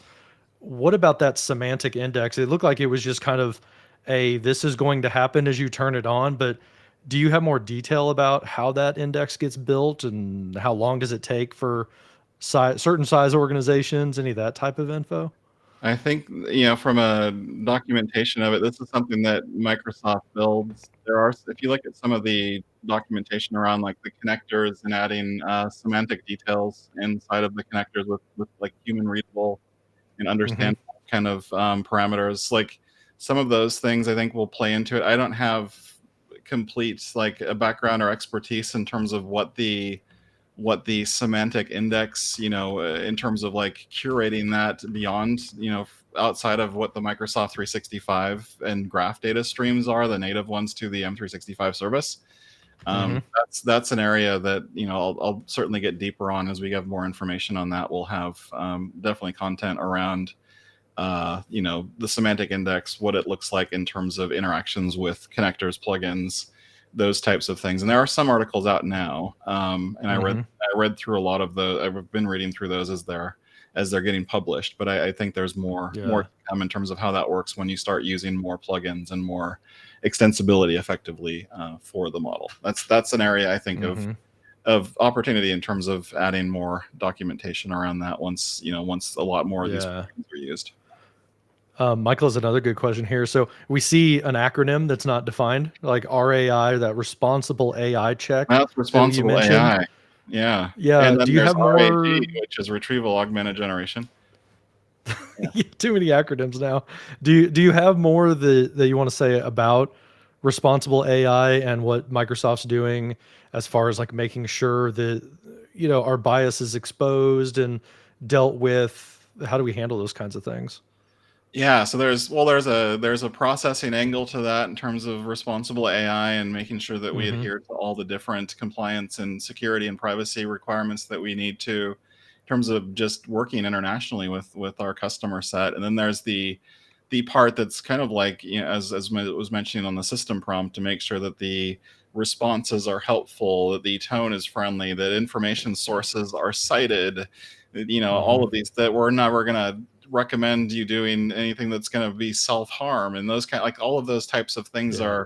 are part of just the rule set that are always part of a standard prompt, so that when it does respond to you, it's got all of these kind of rules in place to where you will get use out of that response, and it will be citing its sources, responding to you in a friendly and appropriate way. And there are other nuances around, like some things might be regionally different from country A to country B, and what, like all of that stuff is all part of the science of getting those things right, in terms of like how it responds and responding in a way that's accurate based on the user and location and all of those things. So that's all just part of the science of building these services out and doing it in a way that is responsible based on the consumer of the service. Hmm. And a lot of it, like I said, is part of the pre and post processing, but a lot of it is based on the data processing itself in terms of being responsible, with the fact that we're not using Hmm. any of the content or your prompts or the answers or the responses to train the large language models. All of that's part of being responsible with AI. And there's a lot more that I'm presenting here in the last whatever minute or so, but in terms of our approach to responsible AI, but all of these things kind of contribute to it to give you the right types of usable responses that you will expect, that can be used Yeah. in a business context, that are helpful and not damaging in any way. Yeah. And Michael, you asked about documentation.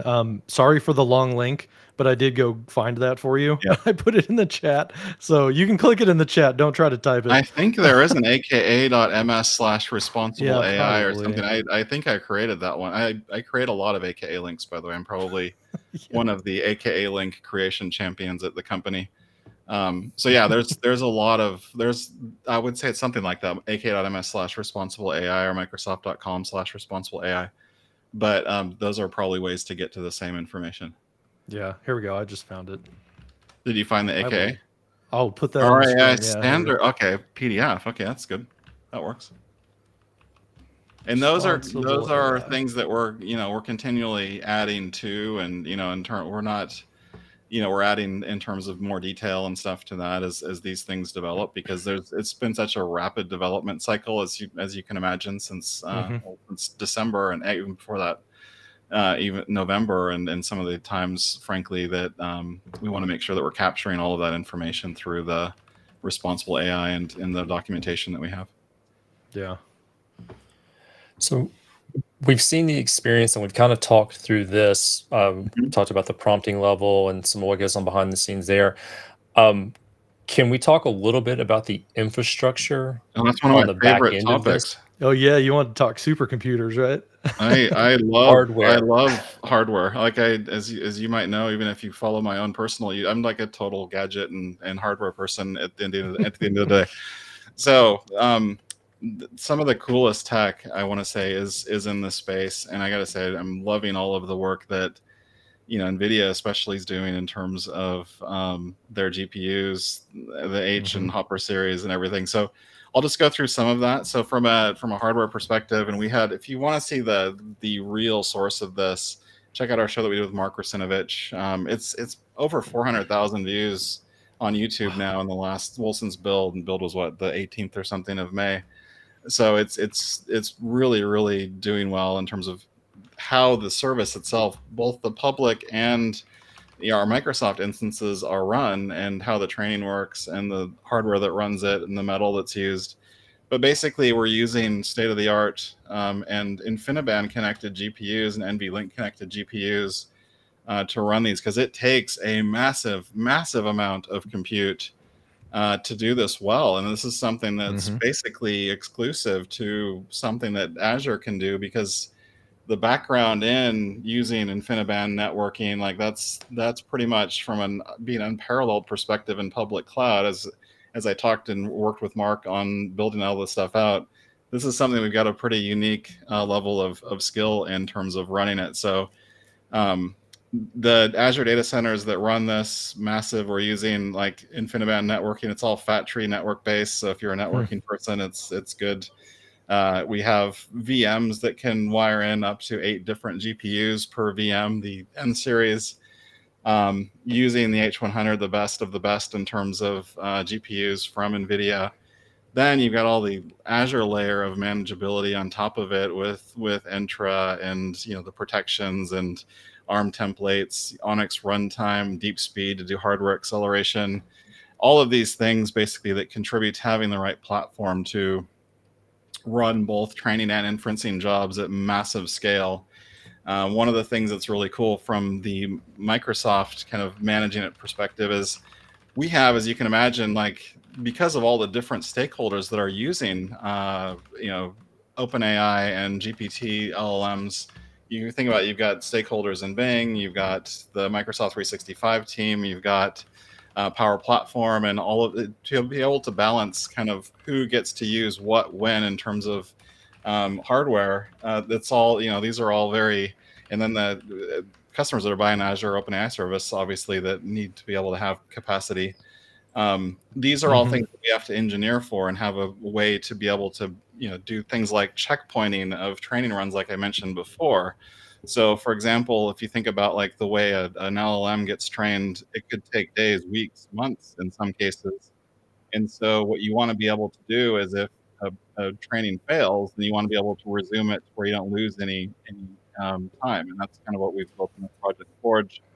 And then if, say, information or resources are capacity limits in one data center, that you can pause and migrate those jobs to other training centers, all of that are things that you can do as part of Project Forge. It sounds like my video is frozen, so I will change my... You're fine. 1 second. You're good.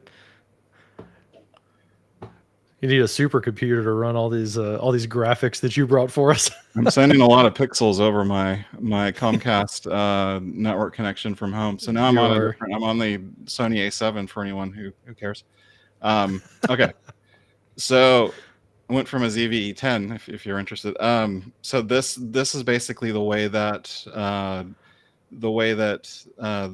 we are able to manage at massive scale across these Mm-hmm. mega services. And mega service too is as OpenAI itself running ChatGPT and other services for its customers. So all of these things are part of the they have their own ways of managing GPU and utilization, by the way.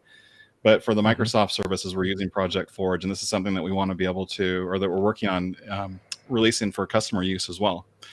And so those are all part of just the metal and the platform that runs it.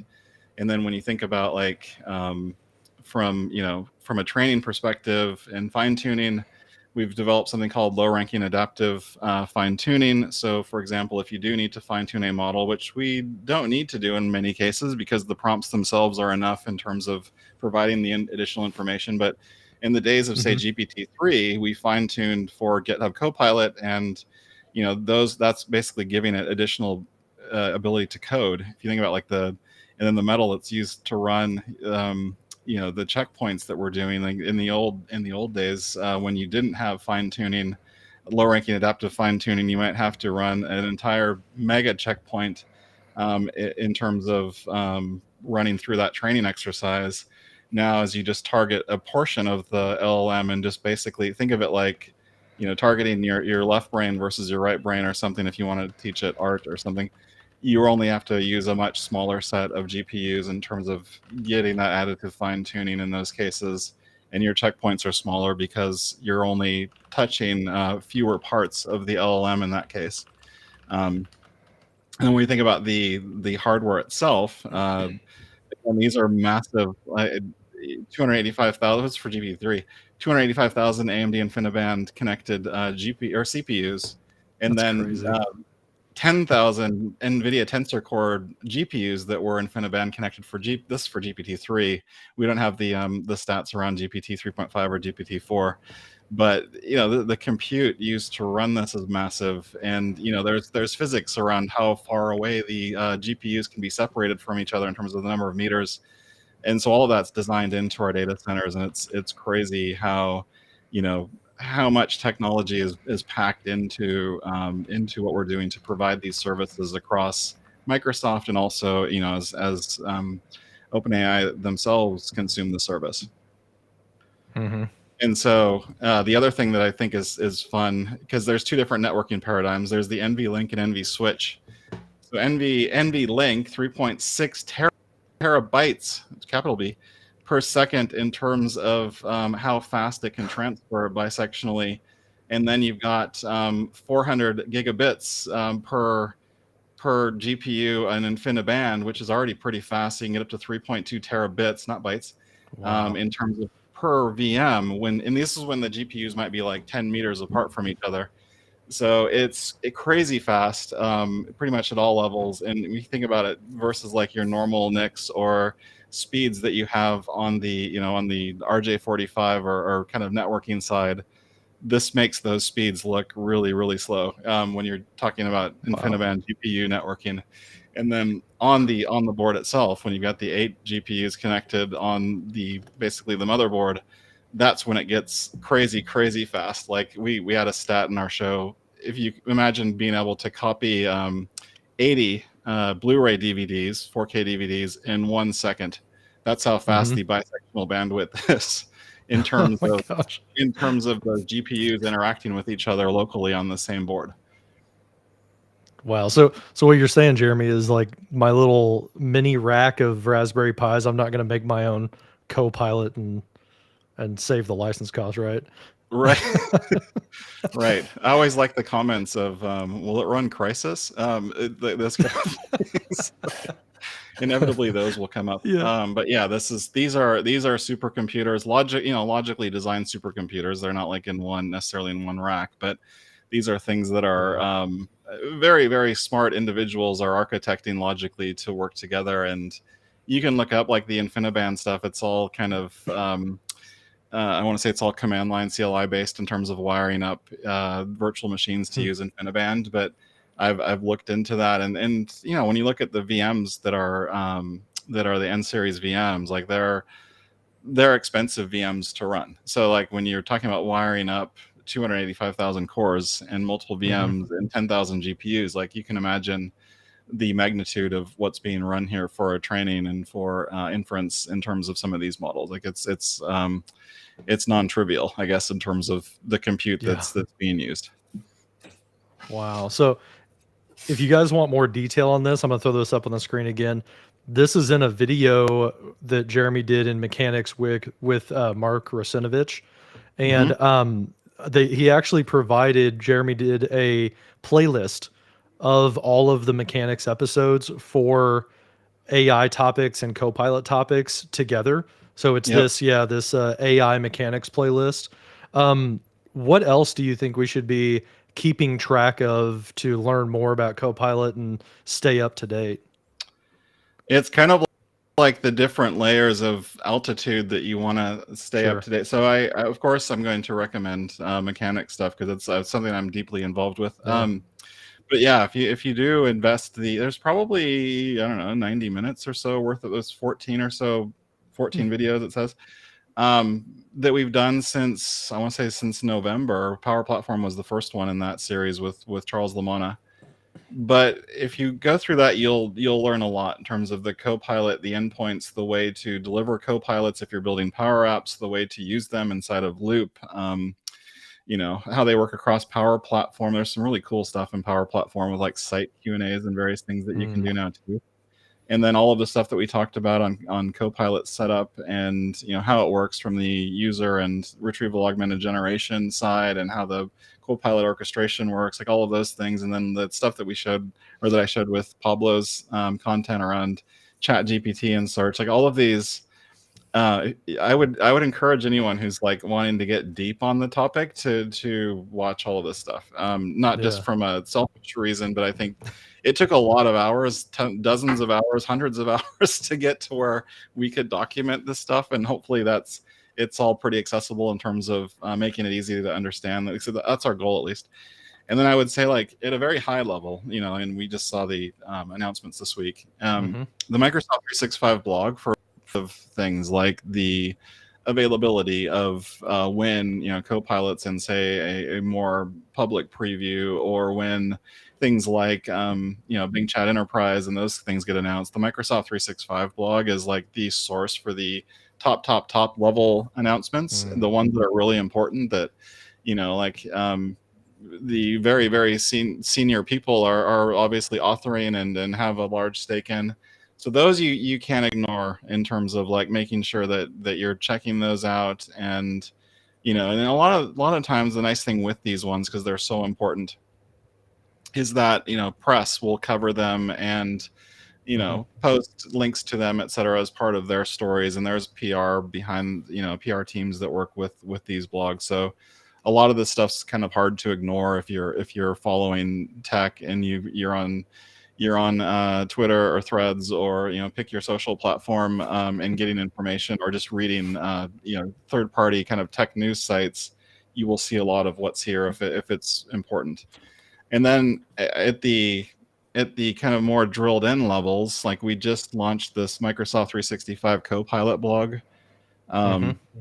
You can see there's exactly one post to it now, but there, between in the tech community, there are a few, and we just published one this week on the Bing Chat Enterprise FAQ, which is a good one I would read as well, and I will link to it. But that's another one, because there are a few admin steps to get that running that are part of the FAQ from Jared Anderson. And by the way, Jared Anderson is another person that worked in mainland China after I did, but yeah, that was one of our connections. And so this is another one, that the Microsoft tech community in general, Copilot blogs. And then the other things that are coming just from a message center perspective. So assuming that you're a Microsoft 365 admin, the important stuff, when things will be rolling out, getting ready for Microsoft 365 Copilot. This is an actual tenant that I have and an actual post that I filtered. So these types of posts will be in Message Center as well, the important ones. So hopefully between all these different channels, we can reach you and make sure that you've got access to the information that you need. Awesome.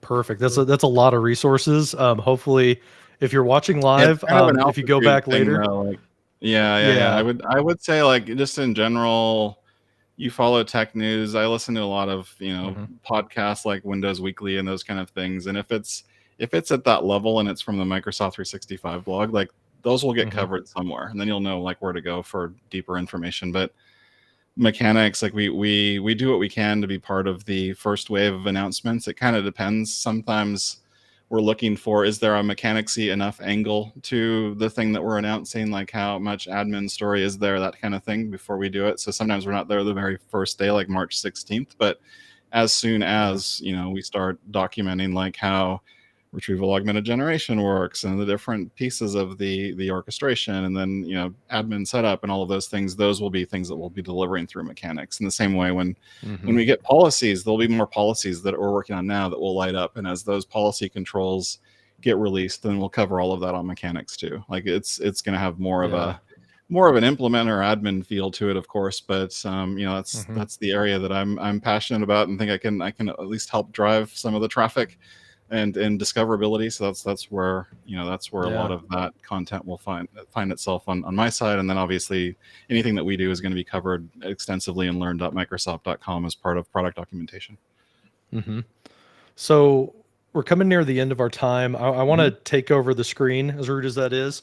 And I've been taking notes the whole time. And something we do, Jeremy, is we've started, Andy and I, we will do a collaborative loop workspace to kind of Mhm. live this life, right? So I like to land and give everybody who's watching kind of a takeaway. Like you can screenshot this and, somewhere to go as kind of a call to action. But what I'm feeling here is that some of the things we can do to prepare for Copilot and get ready is the prerequisites that we talked about, getting yourself like in the right state as far as E5 or E3 licensing, Azure AD, get your Office apps up to current channels so that you can, experience and use these whenever these Copilots as they launch. And whenever we get to the checklist, some of the things, correct me if I'm wrong, or if you want to add anything to this list, is, Yeah. step one that you're doing right now is learning some of this stuff. Mhm. And we can talk about, we talked a little bit about like just the basics of generative AI. There's some great LinkedIn learning classes that you can Yep. take about understanding generative AI. Uh, Jeremy talked a little bit about like the types of prompting: zero shot, one shot, few shot. I think it's important for us to embrace that, us as technology professionals are going to be leading the way in a lot of times in learning this stuff. So it would behoove you to start upskilling right now as like kind of your first step, confirming your prerequisites, getting your house in order with oversharing. So again, some of these things that we mentioned, just quick fire as far as like auditing how your sharing is, what your admins are doing, getting into information protection, lifecycle management. These are hopefully good things that you can take away to start working on. Bing Enterprise that we talked about near the beginning here, and some of the reasons why you want to look into Bing Enterprise is like it's already included in your Microsoft 365 licensing costs if you're E3 or E5. And it secures it so that those prompts that are happening in Bing that people are probably already using today in your organization, it makes sure that those aren't saved. Nobody has access to it. It's not used for advertising, things like that. So I think that's definitely a Mhm. no-brainer to look at. And then you Just showed to us, add to that, though, the yeah, other go thing I ahead. would say, like, if you're using, say, an add-in, like I'm Hmm. thinking like a Chrome extension or an Edge extension, I try not to let people use things that you haven't checked or don't trust, because if you think about the Yeah. prompt, the LLM won't get trained in these cases, because they're the person who's building these add-ins for Chrome extensions or Edge. They'll have no way to be part of the training process. So that's a non-starter in terms of like worrying about that. Yeah. Problem is that prompt is going to somewhere, and you don't know necessarily where that thing's going. So if you are using like a Hmm. Chrome extension to say summarize my doc that's open on screen in my browser, just make sure that you're looking after browser extensions and that you trust them. If you're in a managed environment and you have control over Hmm. those types of things, like test and authorize the ones that you trust. I guess that's the kind of a high level thing, and which should be true for all Yeah. extensions, but Yeah. It's especially in something that we always harp where on, nature is finds that, a way, quote unquote, to use an yeah. LLM. you kind of need to make sure that you have the right controls around those things. And that's the nice thing with Bing Chat Enterprise is that, we've got the right assurances in place that we're not doing anything, that's undesirable in that sense. A quick question that just came in from Daryl. Do you know if Microsoft is planning on like extending Bing out to other browsers like Chrome or I other don't have any things? information on that. I Okay, could yeah, ask, but I don't currently know anything about that. that's fair. Yeah, cool. But no, that's a good The point. Bing Like that's bar, something like that the I, Bing bar on the side works. I mean, I've been using that with Bing Chat, yeah, I and so love that. Yeah. that's effectively similar. But yeah, I don't know what the extension story is, to be honest. Okay. But no, I think that's a really good point is like I'm always an advocate of giving, enable your people with the right tools so that they don't Hmm. have incentive to go use the wrong tools. And then you're just playing whack-a-mole, which Yep. if you keep up with AI in general, you cannot play whack-a-mole and just keep plugging all of the little places where, LLMs launch or plugins launch. It would be better use of your time, from my opinion, to set up the proper path for people to do the right thing. So, Hmm. yeah. Cool. Yeah, Yeah. it's And a then that good list, final though. thing is assigning licenses, right? That's kind of the last step. That's the So, easiest part, actually, to be honest. Like yeah. in terms of just the IT admin style work. Once Hmm. you've and like I said, getting your house in order in terms of Graph API search, those types of things, that's a best practice with or without Copilot. That you should be doing DLP, sensitive information labels, Hmm. getting trainable classifiers, purview deployed. And, it's optional to do like things like the higher end stuff with SharePoint Advanced Management and Syntax, but those are all good. Like you want Hmm. layers of protection and information on that kind of content. So Yeah, all of those are very recommended. for sure. So I want to put your information back up on screen as we're kind of a little bit Hmm. over time, but again, another resource when we were talking about how do we stay up to date on stuff, make sure that you follow Jeremy on Twitter and his fantastic YouTube channel as well. He talks about, like, you were talking about your cameras a little bit when you switched over. If you're interested in cameras, which I know a lot of people that watch Andy and I are, Jeremy has a awesome channel where he tests out amazing new cameras space and just things that help you work better Yeah. at home remotely. So if you want to pitch your I stuff, have a bit of a we'd be gadget happy. addiction. Like I've got a collection now of Hmm. these things that I'm interested to try them out. I've got one coming that you can actually detach the microphone off of it and wear it as a lav mic, and that camera is wireless. It's like I'll see these things pop up in my feed, like Yeah. for Amazon. Like I gotta have. It's like an illness. But yeah, I'm naturally curious, I guess, and those are what I do in my spare time on the weekends. Just test the stuff out and try it. And hopefully, it's helpful. But yeah, I've got my own channel on YouTube, and then I would say, like in general, I don't do a lot of stuff in terms of I'm not a huge fan at the moment of Twitter Yeah, I'm kind of on the decline. and Facebook Yeah. myself, but yeah, it's we I would say from a mechanics perspective, we do regularly tweet and post Hmm. on all the platforms, but I would say I'm more frequently on YouTube than any other platform, both for Okay. work and personal. Awesome. Very cool. So I think we sufficiently satisfied the requirements of a deep dive because we went really deep into this all the way down to the architecture. This has been super enlightening. We do have a bunch of aka.ms links that we're going to share. We'll put those in the description on the YouTube channel. Hmm. If you follow me on Twitter, I've actually been live tweeting this throughout the entire session, including links. So there's the main video. I'll put that link in the chat window for anybody that wants it. But follow that; all the links are there as well. But we'll make sure we share out all the references and all the materials with this.